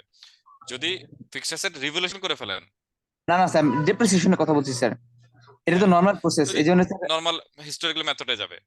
জি স্যার, গট ইট স্যার। আচ্ছা, তাহলে আপনাদের কোশ্চেন না থাকলে আমার একটা কোশ্চেন আছে, এখানে একটা কোশ্চেন আছে, এইটা আপনারা প্র্যাকটিস করবেন। হ্যাঁ, এটা স্টুডেন্ট রিলেটেড একটা কোশ্চেন, এটা প্র্যাকটিস করবেন। আমি এটার আনসারও দেওয়া আছে, সো দ্যাট ইনশাল্লাহ আপনারা এটা আশা করছি এটা বাসা করে নিতে পারবেন। ওকে, আচ্ছা, আজকে আমি একটু ব্রেক দিচ্ছি না, আমার একটা প্রোগ্রাম আছে। হ্যাঁ, আমরা একটু একটা না একটু শেষ করি, আমি হয়তো একটু আর্লি ইয়ে করবো, এই 24টা শেষ করে আর ব্রেক দিচ্ছি না, আপনাদের একটু কষ্ট দিচ্ছি আজকে। হ্যাঁ, একটু আমার জন্য একটু কষ্টটা করেন, আমি আবার একটা প্রোগ্রামে যেতে হবে। No issues sir, please sir. আপনাদেরকে সবাই কি যারা আছেন মোরালেস কি ফার্মে আছেন নাকি জবে আছেন? অনেকে দেখি বাচ্চা টাচ্চা বাবা বাবা বাবা বলে ডাকে অনেক রে। হ্যাঁ, অনেকে এক একজন এক এক জায়গায় আছে, অনেকে ফার্মে জব করতেছে এখন স্টিল। ওকে, বাট ওকে, আসলে আমি আমার পার্সোনাল এক্সপিরিয়েন্সটা যেটা ইয়ে করবো যে ইটস ভেরি ডিফিকাল্ট আসলে, যারা এখানে তো মনে হয় ফ্যামিলিও আছে অনেকের, তাই না? এই ইয়াতে আছে না অনেকের ফ্যামিলি? স্যার মেবি মনে মেজরিটি না স্যার, ডিপেন্ড করে স্যার, এখানে আমাদের সাথে স্যার সিএল এর কি সিস্টেমটা মেজরিটি নাকি আমাদের সি এর লোকজন কি এখন বাল্য বিবাহ শুরু করছে নাকি? হ্যাঁ, that would be appreciative sir. Appreciated, okay, good. আমি আই গট ম্যারিড ইন 27 হ্যাঁ, তো যখন আমি কোয়ালিফাই করি 24 এজে, আমার যখন 24 এজে, তখন তো অ্যাকচুয়ালি একটা স্পিডে ছিল, বাট প্র্যাকটিক্যালি এখন যেটা বুঝি যে জব করে এখন যেহেতু পজিশনও খুব difficult position, CFO position lead দেওয়া ভেরি ডিফিকাল্ট ব্যাংকের, দেন বাসার লাইফ লিড দেওয়া আরো ডিফিকাল্ট। হ্যাঁ, স্পেশালি বেবি টেবি হয়ে গেলে বেবি কেয়ারের একটা বড় ইস্যু থাকে। এই সবকিছু মিলে যারা আপনারা পড়ছেন কিংবা ক্লাসে আছেন তাদের আমার অন্তরের অন্তঃস্থল থেকে ধন্যবাদ জানাচ্ছি। কারণ আমি এখন বুঝতে পারছি যে ইটস ভেরি ডিফিকাল্ট, মানে এখন কোনো কিছুই পড়তে পারি না, কিছু করতে পারছি না। বাট আপনাদের যখন ওই যে ক্লাসগুলো থাকে তখন দেখা যায় এর আগের দিন একটু স্টাডি করতে হয়, ক্লাসের আগে স্টাডি করতে হয়, বাট এর বাইরে পড়ার টাইম বের করা ভেরি ডিফিকাল্ট। সো আপনারা যারা ক্লাস করছেন এবং পড়ছেন ইনশাল্লাহ ভালো করবেন। হ্যাঁ, একটা তো মিস করেছেন যে একটা একটা স্পিরিটের সাথে তো মিস করেছেন যে articleship period, but actually best হলো আর্টিকেলশিপ পিরিয়ডটাই হলো বেস্ট টাইম পাস করার জন্য। এবং অনেকেই করছে, বাট আর্টিকেলশিপে যারা খুব ওই প্রেশারটা নিচ্ছে কিন্তু পাস করে যায় কিন্তু। হ্যাঁ, অনেক দেখ এখন তো অনেকে আর্টিকেলশিপ পিরিয়ডে পাস করছে না এখন অনেকেই। জি স্যার। আমি 2009-এ কোয়ালিফাই করি, তো 9-এর মেজর আমাদের কিন্তু তখন আরো ডিফিকাল্ট সিচুয়েশন ছিল, জানেন কিনা আপনারা? তখন কিন্তু একটা সাবজেক্ট ফেল করলে পুরো সব ফেল। হ্যাঁ, জানেন আপনারা এগুলো ছিল যে। জি স্যার। এবং আমার ক্ষেত্রে তাই হয়েছিল। আমি P2-তে গিয়ে ফাইন্যান্সিয়াল P3-তে ফাইন্যান্সিয়াল ম্যানেজমেন্টে ফেল করছি, সব ফেল। তারপরে আবার পাশ করে ফেলছি। বাট আমার একটা ফ্রেন্ড ছিল, কেপিএমজিতে ছিল, ও ভেরি ইন্টারেস্টিংলি P3-তে P2-তে মনে হয় একবার একটাতে ফেল, ম্যানেজমেন্ট একাডেমি ফেল করছে, এরপর আবার ম্যানেজমেন্ট একাডেমি পাস করছে, আরেকটাতে ফেল করছে, মানে তার আবার রিপিটেড এরকম। হ্যাঁ, সো বাট এখন তো একটা ইয়ে আছে। ইভেন ইভেন আমি পার্সোনালি মনে করি যে সবাইকে মানে সাবজেক্ট অপশন রাখা উচিত না। আপনাকে আপনাদের এই লেভেলে কয়টা ইয়াতে 7টা না 8টা? জি স্যার। 7টা। সো ইনিশিয়ালি সবার প্ল্যানিং থাকা উচিত যে সবগুলো সাবজেক্টে আমি ফোকাস করি। হ্যাঁ, কারণ আলটিমেটলি আমি আমি আপনাকে ছোট্ট একটু শেয়ার করি আসলে মাঝখানে একটু অন্য চ্যাপ্টারটা শুরু করার সময়, মানে what the believe I carried in my articleship period. হ্যাঁ, এক নেভিনে ছিলাম তো তখন আমাদের একটা আমি একটা বিলিভনেস নিয়ে আর্টিকেলশিপ পিরিয়ড কন্টিনিউ করেছি। বলছে যে this articleship period is a pregnancy period for a article student, because pregnancy পিরিয়ডে কি হয় যে ছাড়তে পারে না, রইতে পারে না, তাই না? হ্যাঁ, তো I believe one thing that articleship period was A pregnancy period for articleship student. আগানো যায় না, পিছানো যায় না। সো যারা আর্টিকেলশিপ পিরিয়ডে আছেন আমি তাদেরকে বলবো যে ইট ওয়াজ দ্য বেস্ট টাইম, মানে খান না খান পড়াশোনা শেষ করে ফেলেন। কারণ ইন ফিউচারে কর্পোরেটে আসলে খুবই ডিফিকাল্ট। প্র্যাকটিক্যালি হলো এখন কর্পোরেটে যদি কোয়ালিফাই করে আসেন তাও কিন্তু ডিফিকাল্ট। যে এখন লাইফের একটা চ্যালেঞ্জ, কর্পোরেটে ঢুকলে আরেক চ্যালেঞ্জ ফেস করবেন আপনাকে। আর যারা আর্টিকেলশিপ নাই, আপনারা কন্টিনিউ মানে এখন ফার্মে আছেন কিংবা জবে আছেন, তাদেরকে বলবো যে মানে লাইফ ডিফিকাল্ট হয়ে যাচ্ছে, যতদিন সময় আছে একটা প্ল্যানিং ধরে আগান, যাতে ইনশাল্লাহ মানে 6 মাস 1 বছর 2 বছর একটা প্ল্যানিং করে আগালে ইনশাল্লাহ মানে ভালো করতে পারবেন। বাট লেগে থাকতে হবে, তাদের জন্য হলো যে লেগে থাকতে হবে। হ্যাঁ, আগে টাইমটা যা গিয়েছে গেছে, বাট ফ্রম অনওয়ার্ড আপনাকে যদি লেগে থাকেন ইনশাল্লাহ ভালো করতে পারবেন। কারণ লাইফ অ্যাকচুয়ালি এখন মনে হচ্ছে সিএ পাস করার জন্য চ্যালেঞ্জ, পাস করে যাওয়ার পরে দেখবেন যে আরেক চ্যালেঞ্জ। যেমন প্র্যাকটিক্যালি আমরা ব্যাংকগুলোতে যে ফেস করি, আমি তো বললাম যখন আই কোয়ালিফাইড ইন 24, তখন আমি 2009 আমি তখন আমাকে অ্যাসিস্ট্যান্ট ভাইস প্রেসিডেন্ট করে দেয়। তখন একটা বড় চ্যালেঞ্জ হয় যে as a professional accountant existing যে ব্যাংকার তাদের সাথে আমার একটা কনফ্লিক্ট কন্টিনিউ করতে থাকে। তারা ওইভাবে ইয়া করতে থাকে না যে আপনাকে অ্যাকসেপ্ট বলেন, আপনার ওই পজিশনটা আপনার জন্য ডিফিকাল্ট হয়। এর পরবর্তীতে যখন সিএফও পজিশন গুলো আসে তখনও গিয়ে কন্টিনিউসলি চ্যালেঞ্জ যে ব্যাংকাররা কিংবা তারা আপনাকে অ্যাকসেপ্ট করতে চায়, ডিফিকাল্ট হয় আপনার আপনার অ্যাক্সেসিবিলিটিটা। বাট এখানে আপনাকে ফাইট করতে হয়, কন্টিনিউ ফাইট করে আপনাকে টিকে থাকতে হয়, দ্যাটস ডিফারেন্ট ইস্যু। আর কর্পোরেট গুলো একরকম, কর্পোরেট গুলোর ক্ষেত্রে দেখা যায় যে আবার জানেন অনেক কিছু কিন্তু প্র্যাকটিক্যালি কতখানি কাজে লাগাতে পারছেন, হ্যাঁ, ইন্টিগ্রিটি ট্রান্সপারেন্সি কতখানি থেকে কাজ করা যায়, এটা চ্যালেঞ্জ। হ্যাঁ, সো পাস করে ফেলেন, পাস করার পরে কিন্তু অনেক অপশন থাকে। এই যে এখন যারা প্রচুর লোক ফার্ম দিচ্ছে, জানেন কিনা যে প্রচুর প্রফেশনালরা কর্পোরেট থেকে প্র্যাকটিসে ব্যাক করছে, এটা তো মনে হয় জানেন, তাই না? খোঁজখবর জানেন না এগুলোতে? জি স্যার। সো এই যে কোয়ালিফাই করলে কিন্তু একটা সুযোগ থাকে আপনার, হ্যাঁ, যে you have option, wider option থাকে। কর্পোরেট আপনার নিজের প্র্যাকটিসিং, ইভেন প্র্যাকটিসিং তো অনেক বেটার করছে অনেকে।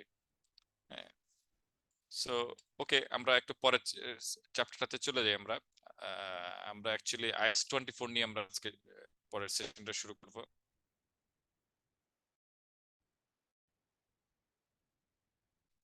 IS-24 রিলেটেড পার্টি ডিসক্লোজার, এটা খুব ছোট্ট একটা আইএস, আমরা একটু চেষ্টা করব তারপরে।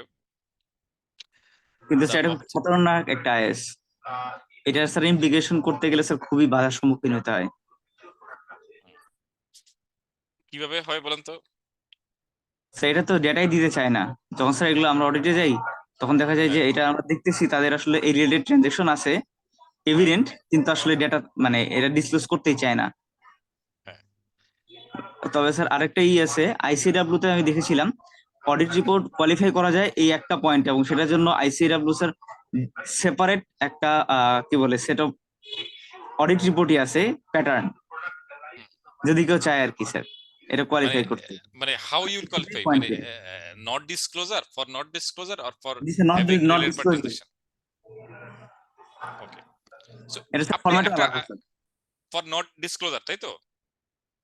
জি স্যার। আপনি এমনি কোয়ালিফাই করতে পারেন, যে আমার তো একটা অ্যাকাউন্টিং স্ট্যান্ডার্ড যদি আপনি নন কোয়ালিফাই করে, এই যে রিসেন্ট একটা জিনিস হলো যে স্পেশাল বন্ড আলোচনা পেপারে পড়েছেন কিনা, যে একটা স্পেশাল বন্ড ছাড়ছে গভর্নমেন্ট। ওভাবে স্যার আসলে স্পেসিফিক মনে হয় না স্যার নোটিশে আপনারা আসছে। যারা যারা কেউ পাওয়ার প্ল্যান্ট কোম্পানিতে আছেন না, এখানে যারা আছেন, কিংবা সার ইম্পোর্ট করে এরকম কোনো কোম্পানিতে আছেন, কিংবা এই কোন কোম্পানি অডিট করেছেন কিনা?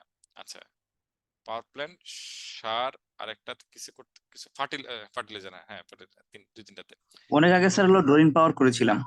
আচ্ছা, ওকে, এটা হলো যে গভর্নমেন্ট যে এই গভর্নমেন্ট যে সাবসিডি ইয়াতে হয় না, যে আপনার যে সার যে ইম্পোর্ট করে, ফার্টিলাইজার যে ইম্পোর্ট করে, হ্যাঁ, তো এক্ষেত্রে গভর্নমেন্ট তো সাবসিডি দেয়, জানেন কিনা? যে যেই প্রাইসে আনে, হ্যাঁ, গভর্নমেন্ট তো কৃষকরা ওই প্রাইসে দেয় না, গভর্নমেন্ট তো আরো ইয়া করে দেয়। হ্যাঁ, তো এটা তো সব গভর্নমেন্টের কাছে বিক্রি করে দেয়, এটা তো বায়ার একমাত্র গভর্নমেন্ট। তো এখন গভর্নমেন্টের কাছে বিক্রি করার পরে গভর্নমেন্ট ফান্ড রিলিভ করে, কিংবা যে পাওয়ার প্ল্যান্টে যে ইয়ার পাওয়ারের টাকা দেয় না, যে ধরেন সামিটকে টাকা দেয় যে পাওয়ার এগেনস্টে, যে পাওয়ার সাপ্লাইয়ের এগেনস্টে, হ্যাঁ, আমাদের যে কুইক রেন্টাল গুলো আছে না, হুম, তো এতদিন কি করতো গভর্নমেন্ট, তো এগুলার রেন্ট পেমেন্ট করে যেত, কিন্তু গভর্নমেন্ট এখন ক্রাইসিস থাকার পরে গভর্নমেন্ট কি করবে, এখন আর এই পেমেন্ট করতে পারছে না। এই পেপারে কিন্তু আসছে, গত কয়েকদিন ধরে পেপারে এটা আলোচনা, এই ইলেকশনের আগে একটু ছিল, বাট ইলেকশনের পরে এটা মানে এখন ইমপ্লিমেন্টেশন হয়ে যাচ্ছে, অলরেডি ইমপ্লিমেন্টেশন শুরু হয়ে গেছে। সো গভর্নমেন্ট কি করছে, তার যে ধরেন সামিত ওকে ন্যাশনাল গ্রিডে 100 টাকার পাওয়ার দিয়েছে, এখন সে নর্মালি এতদিন কি করতে ইন টাইমে পাইতো, এরপরে কি করছে, এটা ডিউ হতে হতে 6 মাস ডিউ হয়ে যাচ্ছিল। তো মোটামুটি সাইকেলটা এরকম হচ্ছিল যে 6 মাস করে করে ডিউ হচ্ছে, কিন্তু এখন এটা আরো লং রানে চলে যাচ্ছে। এখন গভর্নমেন্ট কি করতেছে, আপনার ব্যাংকগুলোর কাছে একটা স্পেশাল বন্ড ইস্যু করতেছে, যে এই টাকাটা যে আমার যে কাস্টমারের যে লায়াবিলিটি আছে, এটা আমি সেটেল করে দিব, ইন এগেনস্টে গভর্নমেন্ট আমাকে একটা বন্ড ধরাই দিবে। এখন আজকে যেমন আমি এটার একটা ইয়ে করছিলাম, যে সো আমার বিজনেস থেকে চেয়েছে যে এই বন্ডটা আবার কি করবে, মার্ক টু মার্কেটের, মানে ব্যাংকারদেরকে বেনিফিটের জন্য মার্ক টু মার্কেটের লস বুক ফর করতে হবে না, মানে একটা ফ্যাসিলিটি দিচ্ছে। তো সেক্ষেত্রে সিএফ হিসেবে আমার কাছে জানতে চাইছে ওরা কি ইম্প্যাক্টটা। তো আমি অনেক ইম্প্যাক্টের পরে যেমন একটা ছোট্ট পয়েন্ট লিখেছি, যে আইফআরএস 9 অনুযায়ী, ফাইন্যান্সিয়াল ইনস্ট্রুমেন্ট অনুযায়ী, এটা আমাকে সেন্ট্রাল ব্যাংক বলতে পারে যে তোমার মার্ক টু মার্কেট করতে হবে না, বাট আইফআরএস 9 অনুযায়ী আমাকে এটা যদি মার্ক টু মার্কেটের জন্য এলিজিবল হয়, তখন বাংলাদেশ ব্যাংক বললেও আমি এটা যদি করি তাহলে আমার এটা নন কমপ্লায়েন্স হবে, এবং my auditor when will come, সে সেন্ট্রাল ব্যাংকের পারমিশন থাকা সত্ত্বেও he may qualify this issue. বুঝতে পারছেন? সো যেটা আপনি বলছেন, আপনার কথা পয়েন্টটাতে আসি, রিলেটেড পার্টি ডিসক্লোজারের এখানে, হ্যাঁ, একটা মিনিট।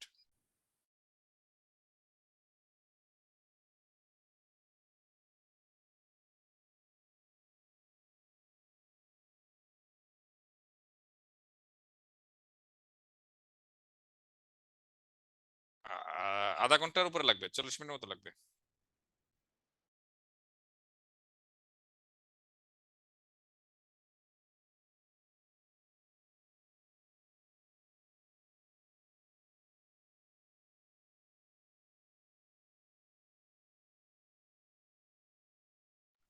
ওকে, সো এই রিলেটেড পার্টি ট্রানজেকশন গুলোতে যারা আহ, উম, যেটা বলছেন যে প্রবলেম হয়, যে অনেকে দেখাতে প্রবলেম করে, সো আপনি দেখবেন যে রিলেটেড পার্টির কি ইম্প্যাক্ট হয়। আপনাদের অনেক গ্রামে দেখবেন কিছু ব্যাংকের ব্রাঞ্চ আছে, একটা প্রাইভেট ব্যাংকের ব্রাঞ্চ, যেটা অ্যাকচুয়ালি দেখবেন কোনো গভর্নমেন্ট ব্রাঞ্চও নাই, কিন্তু সরকারি প্রাইভেট একটা ব্রাঞ্চ, ব্যাংকের ব্রাঞ্চ পাবেন। দেখেছেন কেউ কখনো এরকম গ্রামের মধ্যে একটা প্রাইভেট ব্যাংকের একটা ব্রাঞ্চ? স্যার বিষয়টা ঠিক আছে ধরতে পারলাম না। আচ্ছা, আমি প্র্যাকটিক্যাল এক্সাম্পলের ব্রাঞ্চ মধ্যে বলতে আসলাম, স্যার আমরা উপশাখা যেগুলো বলে ওই টাইপের দেখছি। কিন্তু ব্রাঞ্চও দেখবেন মাঝে মাঝে দেখবেন, হ্যাঁ, যে জায়গায় অ্যাকচুয়ালি একটা প্রাইভেট ব্রাঞ্চের থাকার কথা না। আমি আমার নিজের প্র্যাকটিক্যাল এক্সাম্পল বলি, আমার গ্রামের বাড়ি হলো নোয়াখালী চাটখিলে। তো ওখানে যাওয়ার সময় একটা পাল্লা বাজার আছে, হঠাৎ থেকে এখানে আমি প্রথম, যদি ব্রাঞ্চটা অনেকদিন হয়ে গেছে, এনআরবি ব্যাংকের একটা ব্রাঞ্চ। তারপর আমি আমার যেহেতু আমি জানি, তখন আমার সাথে সাথে অ্যালার্ট হলো যে আশেপাশে কোনো ডিরেক্টর বাড়ি আছে কনফার্ম, হ্যাঁ। এবং দেখবেন ঠিকই পরে শুনলাম যে ওখানে ওদের ভাইস চেয়ারম্যান সাহেবের বাসা হলো পাল্লাতে, হ্যাঁ, পরে গিয়ে দেখলাম যে কানেক্টেড আমার সাথে। এই যে আমি বললাম, তাহলে যে এই এই ব্রাঞ্চটা আরো ইনসাইডে দেখবেন, এই ব্রাঞ্চের যে জায়গায় ডিরেক্টর সাহেবের, তাহলে এই ব্রাঞ্চের, মানে আমি নাও হতে পারে, জাস্ট এক্সাম্পল বললাম আর কি, হ্যাঁ, আমি এনআরবি ব্যাংকের বলছি না, যে এটা যে কোনো ব্যাংকের হতে পারে। আচ্ছা, এখন গোয়িং ফরওয়ার্ড আপনি দেখবেন যে এই ব্রাঞ্চের যে রেন্ট ফিক্সড করছে, এই বোর্ড অফ এই ডিরেক্টর সাহেবই ঠিক করছে। আর গোয়িং ফরওয়ার্ড কি, গোয়িং ফরওয়ার্ড হলো, তাহলে সে যখন তার বোর্ডে ডিসিশনটা নিছে, তখন কি সে তার ব্যাংকের ফেভারিটে ডিসিশন নিছে, তার নাকি ইন্ডিভিজুয়াল বেনিফিটের জন্য ডিসিশন নিছে? ইন্ডিভিজুয়াল বেনিফিটের জন্য নিয়েছি। সে বলতে দুইটাই পারে হইতে পারে স্যার। দুইটাই হতে পারে। তাহলে এই যে ট্রানজেকশন গুলা, এটা আমরা যদি প্রকাশই না করতে ভয় পাই, ওই যে একটু আগে একজন বলছিল যে প্রকাশই করতে ভয় পায়, যদি তাহলে তো বুঝতে পারে যে ইন্ডিভিজুয়াল বেনিফিটের জন্য করছে। But if it will be N আর্মলেস transaction, যে না কম্পিটিটিভ প্রাইসে বাইরের ছিল, বরং রেদার সে ডিসকাউন্টে দিয়েছে, এমন হতে পারে। সো দ্যাট এই যে ট্রানজেকশন গুলো, রিলেটেড পার্টি ট্রানজেকশন, এগুলোকে ডিসক্লোজ করাটাই হলো মেনলি এই আইএফআরএস, এই আইএস আপনাকে আইএস 24 এ এই বিষয়গুলো আলোচনা করে। So the scope of this IS objective was to ensure the entry's financial statement contain the disclosure to draw attention to the possibility that his position and result may have been affected by the existence of related parties and transaction with them. এখন ধরেন কোম্পানির 100 টাকা হলো total rent, এর মধ্যে 90 টাকাই হলো related পার্টির সাথে, তাহলে আপনি তো বুঝবেনই যে এটা একটা ফাইন্যান্সিয়াল মেজর ইম্প্যাক্ট করছে। এবং সবগুলোতে যদি ওরা এরকম নেগোশিয়েট করে তার ইন্ডিভিজুয়াল বেনিফিটের জন্য নিয়েছে, তাহলে তো কোম্পানির ফাইন্যান্সিয়াল মেজর একটা ইম্প্যাক্ট করছে এই রিলেটেড পার্টির কারণে। So that user of financial statement, মানে এখানে আপনাকে রিপোর্ট কোয়ালিফাই করে না, আপনাকে আইএফআরএস বলতেছে আপনাকে এগুলো ডিসক্লোজ করে দিতে হবে। কি হয়েছে না হয়েছে আমি জানি না, বাট আপনাকে এটা ডিসক্লোজ করে দিতে হবে। আর স্কোপ বলছে যে identify related party relationship and transaction, identifying outstanding balance between an entity and related parties, identifying the circumstances in which disclosure of the item and is required, and the determining the disclosure to be made of those item. So এগুলা major জিনিস বলছে। আমরা একটু going forward কিছু definition দেখি। আচ্ছা, related পার্টির definition কি এখানে বলে দেওয়া আছে, এটা আমরা জানেন, মোরলেস আপনারা সবাই জানেন। রিলেটেড পার্টির যে control has significant influence over the entity, has joint control over entity and associate. Okay, আচ্ছা, আরো কিছু ডেফিনিশনের ক্ষেত্রে খুব ইম্পর্টেন্ট হলো যে রিলেটেড পার্টির ট্রানজেকশন বলতে বোঝায় যে ওদের সাথে আমার যে ট্রানজেকশন গুলো হয়েছে। আর ক্লোজ মেম্বারের একটা কথা বলা আছে যে ক্লোজ মেম্বার বলতে কাদেরকে বোঝাবে। আর কি ম্যানেজমেন্ট পার্সোনাল একটা ডেফিনিশন আছে, কেন কি পার্সোনাল ম্যানেজমেন্ট হতে পারে, those person having authority and responsibility for planning, directing and controlling the activities of entity directly and indirectly. Okay, so আচ্ছা, এরপরে control significant influence joint control government related party. আমরা ছোট্ট একটা উদাহরণে চলে যাই, দেখি বোঝার চেষ্টা করি।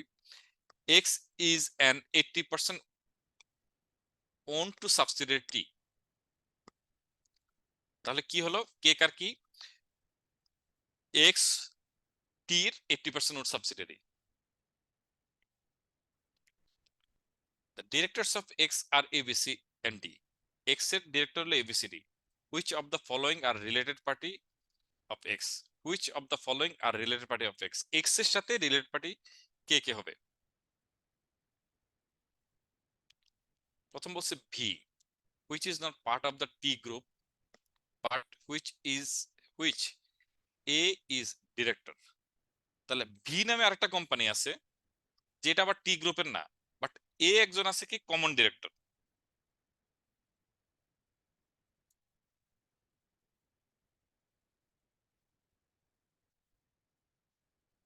তাহলে ভি কি রিলেটেড পার্টি? জি স্যার,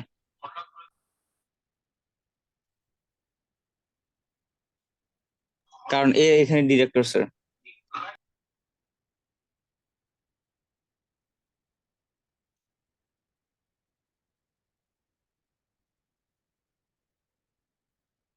আচ্ছা, এখানে এটা রিলেটেড পার্টি না বলতেছে,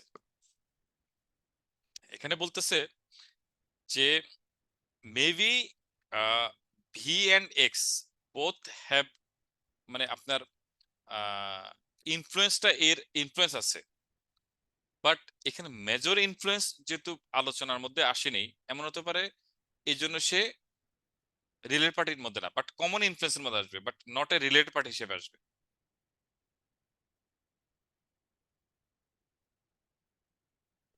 পরেরটা বোঝার চেষ্টা করি, পরে আবার চারটা আবার কোশ্চেন করেন যে কি আসে। Y who owns 20% of the share in X, Y কি করে 20% শেয়ার হোল্ড করে, সেটা কি রিলেটেড পার্টি? না স্যার, সে তো ইনভেস্টর অ্যাকচুয়ালি। আচ্ছা, K the financial controller of sir সে এক্স? ইনভেস্টর হলে কি হবে, সে তো ডিসিশন মেকিং এ ইনফ্লুয়েন্স করতে পারে, সে তো রিলেটেড পার্টি। ওয়াই না, তার সিগনিফিকেন্ট ইনফ্লুয়েন্স নাই। সিগনিফিকেন্ট অ্যাসোসিয়েট তো, ইনফ্লুয়েন্স নাই, বোর্ডে নাই, এ নাই, হ্যাঁ শেয়ার অন করছে তাহলে মার্কেট থেকে, মানে 20% উপরে গেলে হলো স্যার অ্যাসোসিয়েট, তা তো মানে আপ টু 20 ফ্যাক্ট সেটা হলো তো যে স্যার। এখানে একটা জিনিস হলো কি যে সে তো আর ক্লিয়ার ইনফরমেশন দেয়নি, শুধু বলছে ওনস করতেছে, হ্যাঁ, এবং আর যদি ইনফরমেশন দেয়নি মানে তাহলে শুধু এতটুকুই, শুধুমাত্র সে মার্কেট থেকে শেয়ার কিনছে। এখন আপনি ধরেন ব্যাংকে সে শেয়ার 20% কিনতে পারেন, ওন করতে পারেন, আপনি কি রিলেটেড পার্টি আমার? না স্যার, এইটুকু ডাটার মধ্যে তো হচ্ছে না। এতটুকু ডাটা দিছে তো এই জন্য, হ্যাঁ। আচ্ছা, K the financial controller of X who is not a director, হ্যাঁ, K financial controller of X who is not a director, এটা কি হবে? এটা তো স্যার রিলেটেড পার্টি হচ্ছে না। ইনফ্লুয়েন্স দিক থেকে কি হবে স্যার? আচ্ছা, এটা আসবে কি ম্যানেজমেন্ট পার্সোনাল আছে না ফাইন্যান্সিয়াল কন্ট্রোলার, যেহেতু জি স্যার। সে কি ম্যানেজমেন্ট পার্সোনাল ভিত্তিতে সে রিলেটেড পার্টিতে আসবে।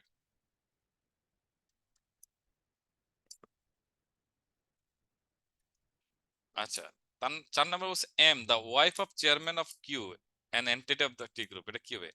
বলছে এম হলো the wife of chairman of Q, Q করতে গেছে an entity of T group. আচ্ছা, টি গ্রুপের একটা এন্টিটি আছে যেটা চেয়ারম্যান হলো, আচ্ছা এটা যেটা স্যার হলো চেয়ারম্যানের wife M, close family member. তাহলে এটা রিলেটেড পার্টির মধ্যে আসবে। এটা টি গ্রুপের হবে, যদি টি গ্রুপের বাইরে হতো তাহলে কিন্তু আসতো না। ঠিক আছে? জি স্যার। স্যার যেটা সি, এখানে তো স্যার কি বলে সিটা মানে কে, যারা স্যার হলো সি ক্যাটাগরি তারা তো সবগুলো সবাই স্যার আসলে কি ম্যানেজমেন্ট পার্সোনালে চলে আসবে, রাইট স্যার? হুম, আচ্ছা,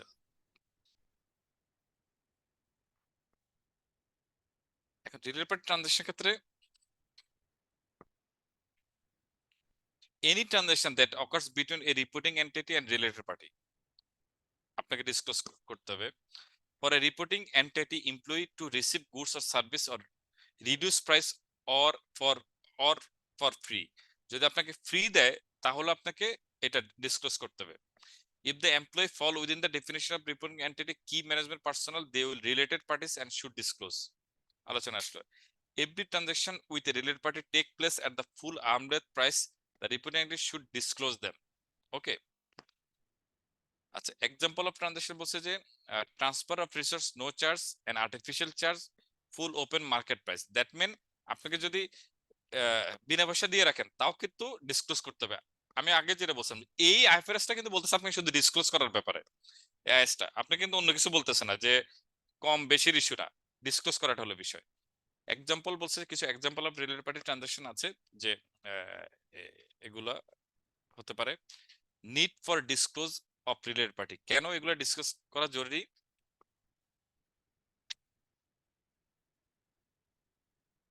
Company A owns 70% of equity share of B. B supplies goods A at price of significant below market price. As a result, the profit of B is less than it have been and if had been free to sell all its good to a third party। বুঝতে পারছেন না? B supplies goods A কি করতেছে, এটা অনেক below প্রাইসে করে। আমি জানি না আপনাদের কিভাবে পেয়েছেন কিনা। আমি আমার যখন আর্টিকেলশিপ পিরিয়ডে ছিলাম তখনকার একটা হিস্টোরি বলি যেটা আমি প্র্যাকটিক্যালি দেখেছি। সেটা হলো একটা কোম্পানি ছিল, নাম এবিসি কোম্পানি। এটা একটা পাবলিক লিমিটেড কোম্পানি, হ্যাঁ, এবং লিস্টেড। ওকে, আচ্ছা একটা জিনিস বলেন, এই পাবলিক লিমিটেড কোম্পানি বা লিস্টেড কোম্পানি এর মার্কেটে লোন পাওয়া কি ইজি না কঠিন? ব্যাংক থেকে লোন পাওয়া? জি স্যার। সে সোনালী ব্যাংক থেকে লোন নিছিল, 100 কোটি টাকার লোন নিছিল। এটার মালিক কি, পার্সেন্টেজ কি? ধরেন এটার মালিক হলো স্পন্সর 50%, পাবলিক ধরেন 50%, কথার কথা। আচ্ছা, এই পাবলিক লিমিটেড কোম্পানি কি হয়েছে, একটা প্রাইভেট লিমিটেড কোম্পানি আছে, এটা বেশি তো, এটা XYZ। এটার মালিক কে? ওই বেটা 100% সে নিজেই মালিক, মানে স্যার সাবসিডিয়ারি, সাবসিডিয়ারি না। ওই বেটার একটা কোম্পানি আছে, হ্যাঁ, মানে মালিকের স্যার। মালিকের, হ্যাঁ, এটা 100% মালিকের প্রাইভেট লিমিটেড কোম্পানি। একটা প্রাইভেট লিমিটেড কোম্পানি আছে। এ কি করতো, এই পুরা সোনালী ব্যাংকের লোনটা এনে কি করতো, এরকে অ্যাডভান্স দিয়ে দিত। ধরেন 100 টাকার মধ্যে 80 টাকা অ্যাডভান্স দিয়ে দিত। অ্যাডভান্স দিছে, অ্যাডভান্স পেমেন্ট। অ্যাডভান্স দিলে কস্টিং কত? অ্যাডভান্স দিলে কোনো কস্টিং আছে আমরা ধরি? জেনারেলি স্যার ধরি না। অ্যাডভান্স দিছে, আর এটা রেট ধরেন 10%। তাহলে পুরো এই কোম্পানিটা লস আসতেছে, পাবলিক লিমিটেড কোম্পানি লস বুক হচ্ছে না? জি স্যার। আর লস হচ্ছে, আর এই ব্যাংকের কাছে সুদ মকুবের জন্য এই সিটি চায় অমুক চায়, মানে হাঙ্কি পাঙ্কি করে। বাট ফুল বেনিফিটটা কে নিচ্ছে? সে মালিক নিজে নিয়ে নিচ্ছে না? স্যার। হ্যাঁ, এই ধরনের ক্ষেত্রে পরে আমাদের রিপোর্টটা কোয়ালিফাই করেছিলাম আমরা যখন ইয়েতে, মানে ডিসক্লোজার ক্ষেত্রে ইভেন অনেক কিছু ডিসক্লোজার আসে না, পরে যখন একটা সময় গিয়ে এটা ডিসক্লোজার গিয়ে পাওয়া গেছে যে রিপোর্টটাকে কোয়ালিফাই করে এই পয়েন্টেতে যে এটা সে তার প্রপারলি ইয়া করে না, এই জন্য পাবলিক লিমিটেড কোম্পানিটা। এখন এই যে যেটা বললেন যে এই ইনফরমেশন যদি আপনার কাছে অ্যাভেলেবেল না থাকে, আপনি খুবই সিম্পলি মনে করবেন এটা খুব সিম্পল না, অ্যাডভান্স দেওয়াটা খুব সিম্পল না, বলে সে আমার সাপ্লায়ারের জন্য তাকে আমি অ্যাডভান্স দিয়েছি, কিন্তু ইনসাইটে যখন যাবেন তখন গিয়ে বুঝতে পারবেন যে এই প্রবলেমটা হতে পারে। সো এই রিলেটেড পার্টি ট্রানজাকশনটা আপনি তো যেহেতু সোর্স অফ অ্যাডভান্সটা আপনারা কিভাবে আইডেন্টিফাই করছেন স্যার? অ্যাডভান্স তো সে যে কোনো ভাবে দিতে পারে, এই লোনটা নিয়ে যে সে অ্যাডভান্স করছে এটা কিভাবে আইডেন্টিফাই করছেন? আচ্ছা 20 বছর আগের কথা, তারপর বলতেছি আপনাকে। যখন আমরা তার সাথে অ্যাডভান্সের মধ্যে তাকে দেখলাম যে তার এত টাকা কেন কানেক্টেড, অনেক কিছু হয়তো আপনি ধরেন আপনি যেটা বলতেছেন আমি যত ইজিলি বলতেছি, ইজিলি তা প্রুভ করা যায় না, বাট যখন তার সাথে আমি একটা অ্যাডভান্স দেওয়া থাকে, ধরেন তার থেকে আমার একটা বেশি সাবসিকুয়েন্ট অ্যামাউন্ট অ্যাডভান্স দেওয়া আছে, ধরেন 80 কোটি টাকা, তখন আমি তার সাথে কি দেখবো, তার সাথে যে তার সাথে আমার প্রাইভেট আর পাবলিক লিমিটেড সাথে ট্রানজেকশন কেমন, ভলিউম অফ ট্রানজেকশন কি, প্রথম সেটা আপনি আইডেন্টিফাই করবেন যে হ্যাঁ হতে পারে যে প্রাইভেট লিমিটেড কোম্পানি একটা অ্যামাউন্ট সেল করে ওর কাছে, মানে সে একটা র মেটেরিয়াল সাবমিট করে, আমাদের যে এই আরএমজি গুলো থাকে না, ধরেন একটা নিটিং করে একটা ডাইং করে, তো এগুলো সবগুলো কিন্তু আলাদা আলাদা কোম্পানি থাকে। হ্যাঁ, তো আপনি ওর সাথে আমার যে মূল ট্রানজেকশনটা কতখানি ভলিউমের, এখন ধরেন আপনার 1 বছরে তার সাথে আমার ট্রানজেকশন ভলিউম হলো ধরেন 10 কোটি টাকা, আপনার নর্মাল প্রসেস কি, আপনি যদি 10 কোটি টাকা আপনি 1 বছরে হয়, তাহলে আপনি তাকে কত টাকা দিবেন অ্যাডভান্স? স্যার ম্যাক্সিমাম 50 থেকে 80 বা 1 কোটি। 4 কোয়ার্টার করে করেন, আপনি যদি কোয়ার্টারলি চিন্তা করেন যে কোয়ার্টারলিটা আমি দিলাম, কোয়ার্টারলি দিলাম, তাতে 2.5 কোটি টাকা দিব প্রতি কোয়ার্টার টু আড়াই কোয়ার্টার। বা ম্যাক্স 3 কোটি টাকা। হ্যাঁ, মানে একটা অ্যাসেসমেন্ট, মানে এটা এমন না যে কোনটা, এটা তো আর কোনো ফিক্সড না, বাট ইউ জাস্ট থিঙ্ক, মানে আপনার প্রুডেন্সিয়াল অ্যাসেসমেন্ট করে আপনি থিঙ্ক করলেন যে এটা আমার এত হওয়া উচিত। এখন যদি আপনি এটা দেখেন যে আমার এটা 50 কোটি টাকা, তাহলে আপনার কোশ্চেন জাগবে না যে why you pay this advance to them?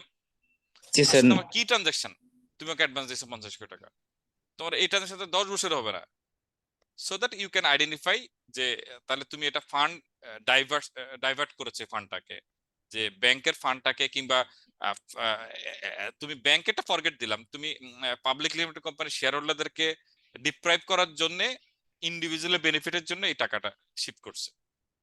এটা স্যার আনইউজুয়াল ট্রানজাকশনের লিস্টে স্যার চলে আসবে।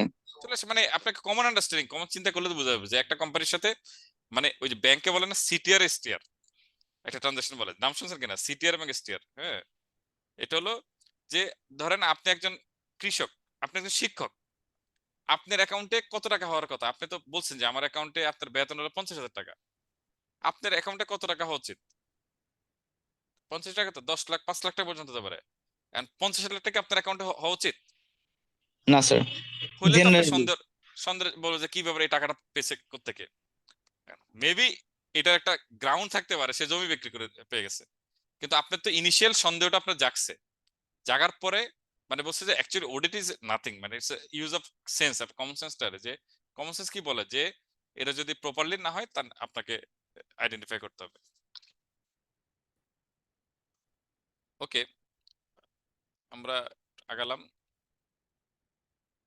আচ্ছা, challenge of related party transaction, যেটা বলেছে যে এই একজন বলছিলেন যে directors may not disclose related party relationship and transaction, mainly ডিরেক্টররা এই ট্রানজাকশন গুলো ডিসক্লোজ করতে চায় না, রিলেটেড পার্টি ট্রানজাকশন গুলো। হ্যাঁ, বিকজ তারা মনে করে যে এটা দুই দিক দিয়ে ইয়া থাকে যে হ্যাঁ, বাট ডিসক্লোজারে কি থাকে, name of parent, name of ultimate control party relationship, এগুলো আপনাকে ডিসক্লোজ করতে, এবং ডিসক্লোজার ম্যানেজমেন্ট কম্পেনসেশন, এবং এখানে কিন্তু আবার ম্যানেজমেন্টের কম্পেনসেশন গুলো ডিসক্লোজ করতে হয়। আপনি জানেন কিনা যে এই কি পার্সনের কিন্তু আপনার ওই যে সক্স বিএসসিসি তো নিয়ে আসছে যে মানে সক্সের যে ইয়াত অনুযায়ী, সেখানে যে আপনাদেরকে any compensation granted to key management personnel should disclose in total for each following categories, এদেরকে আমরা কি কি বেনিফিট দিতে সেটা আইএস অনুযায়ী আপনাকে ডিসক্লোজ করতে হয়, এবং disclosure of transaction and balance, হ্যাঁ ডিসক্লোজ করতে। আমি ছোট্ট একটা ম্যাথস দেখাচ্ছি আপনাদেরকে, এটা একটু দেখেন। হ্যাঁ, দেন আরেকটা ম্যাথস এই ধরনের ডিসক্লোজার, সেটা একটা লাস্ট কোশ্চেনে এক্সামে এসেছিল আপনাদের।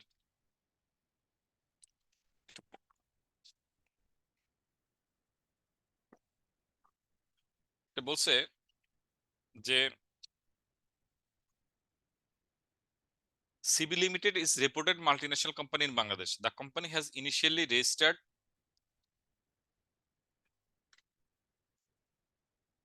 as private limited company, but very recently the company has converted to public limited company. In the process, the company had issued share to a number of new investors.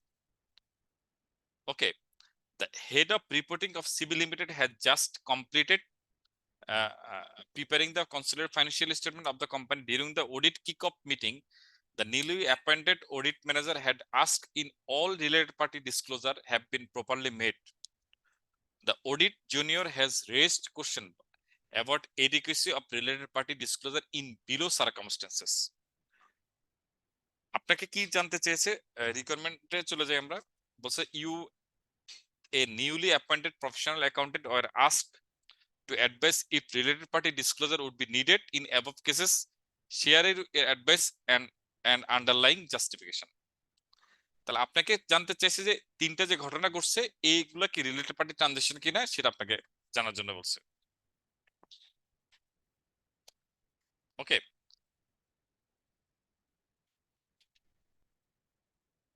প্রথমটা বলছে mister C who owns 51% share of company has acquired 20% in BZ Limited. The audit manager views is BZ Limited should be treated as related party of CB Limited. কি বলছে? Mister C যে who owns 51% share of company has mister C হলো সিবির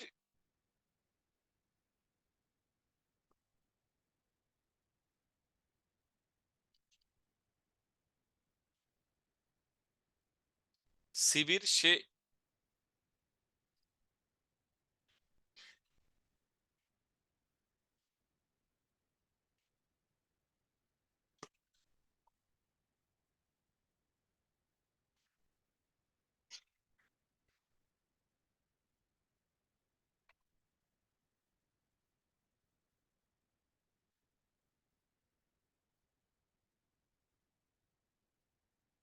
Mr. C, who owns 51% share in the company, has acquired 20% stake in BZ Limited. মানে সিবির 51% সে share hold করে। So সিবিতে সে significant influence করে এবং BZ এর 20% share hold করছে। আচ্ছা, the audit manager views in BZ Limited should be treated as related party CB Limited.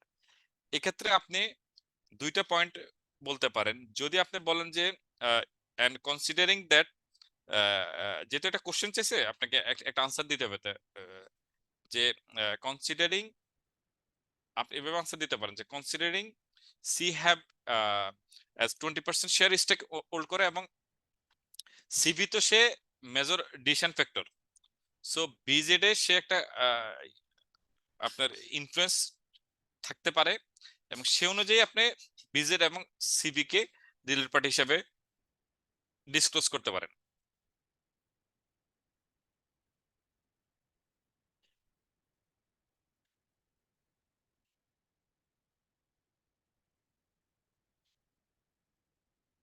দুই নম্বর বলছে CX is the only importer of raw materials. CX হলো only importer of raw materials. CB has a significant amount of dues to CX. আচ্ছা, Mr. X is the chair of CX. Often visits CB premises. During his last visit, he had visited company warehouse and had warned management about the working environment at factory premises. The audit manager asked why CX and Mr. X has not been considered as related party. হ্যাঁ, A বলছে যে supplier with home and entity transaction signet volume transaction.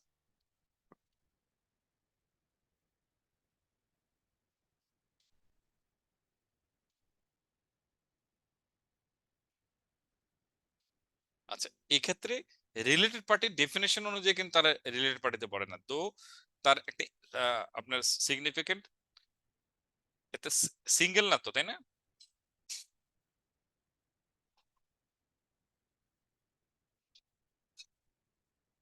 দুই নাম্বারটা তো sir আসলে definition অনুযায়ী পড়তেছে না। ডেফিনেশন অনুযায়ী রিলেটেড পার্টি না, রিলেটেড পার্টি না, আনসার রিলেটেড পার্টি না, ডেফিনেশন অনুযায়ী সে রিলেটেড পার্টির মধ্যে পড়ছে না। আর 3 নম্বর বলছে যে mister Z is appointed as CEO.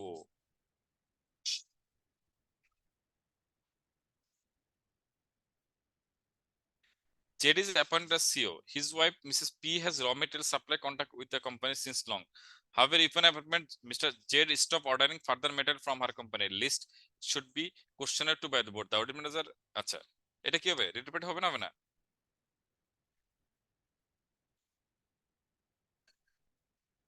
Mister Z তো স্যার রিলেটেড পার্টি, এখন তার ফ্যামিলি মেম্বারও তো স্যার চলে আসে আর কি। কারণ ব্যবসা তো বন্ধ করে দিছে, এখানে শুধু একটা ডিসক্লোজ করতে হবে যে ডিসক্লোজার করতে বলছে স্যার হুম যে হ্যাঁ এরকম একটা ই ছিল, বন্ধ এই হয়ে ছিল গেছে। এই ছিল আর হ্যাঁ বাট বন্ধ হয়ে গেছে, বাট এটা রিলেটেড ট্রানজাকশন হিসেবে ইন ফিউচার আর আসবে না, আগেরটা শুধু একটা ডিসক্লোজার যাবে। ওকে, সো আরেকটা ছোট্ট এক্সাম্পল আছে আপনাদের জন্য, আমি এটা আপনি বাসায় দেখে নিন, এটা একটা এসএসসি এর কোনো বুকস থেকে নাও মনে হয়, হ্যাঁ আমি পরে আপনাদের এটার ইয়া দিয়ে দিব, এসএসসি এর ক্যাপলানের কোনো একটা বুক থেকে, হ্যাঁ। সো আমরা একটু, আমারও একটু ব্যস্ততার কারণে আমরা একটু শেষ করে দিই তাহলে আজকে ইয়াতে এরপরে আর কিছু ছিল না মনে হয়, হ্যাঁ এরপরে আর কিছু ছিল না। আরেকটা ম্যাথস আছে, আপনার কি শেয়ার আছে স্ক্রিন? না স্যার।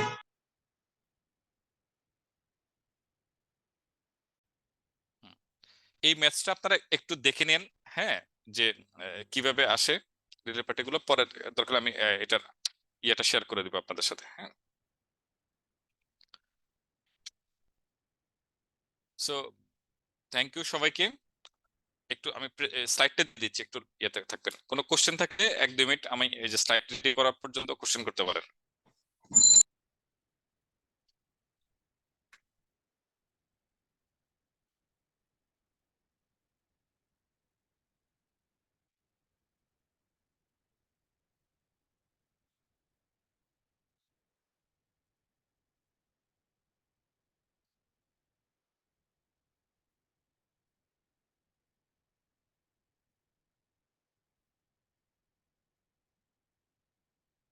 করতে হয় চ্যাটে গিয়ে,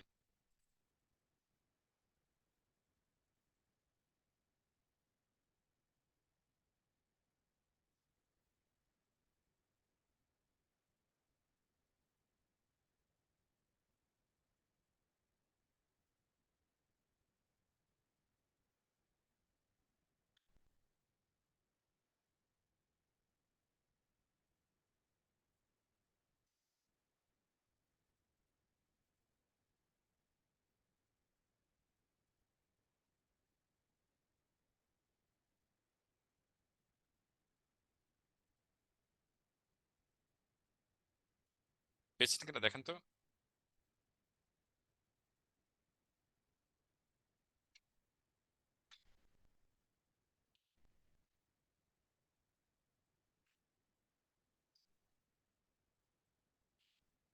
দেখছেন স্যার আসতেছে।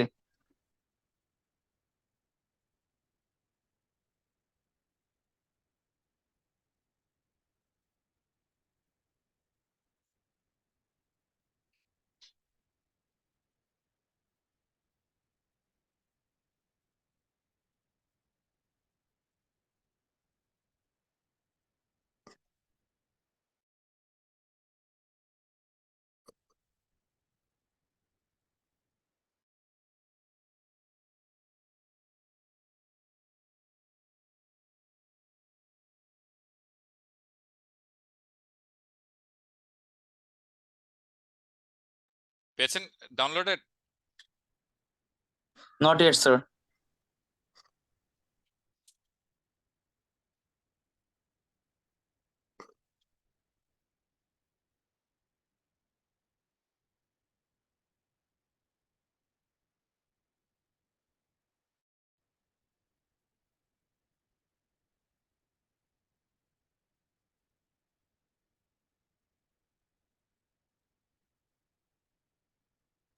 জি স্যার, ডাউনলোড হয়ে গেছে স্যার। ওকে, সবাই ভালো থাকবেন তাহলে ইনশাল্লাহ, আল্লাহ হাফিজ। আল্লাহ হাফেজ স্যার। আল্লাহ হাফিজ।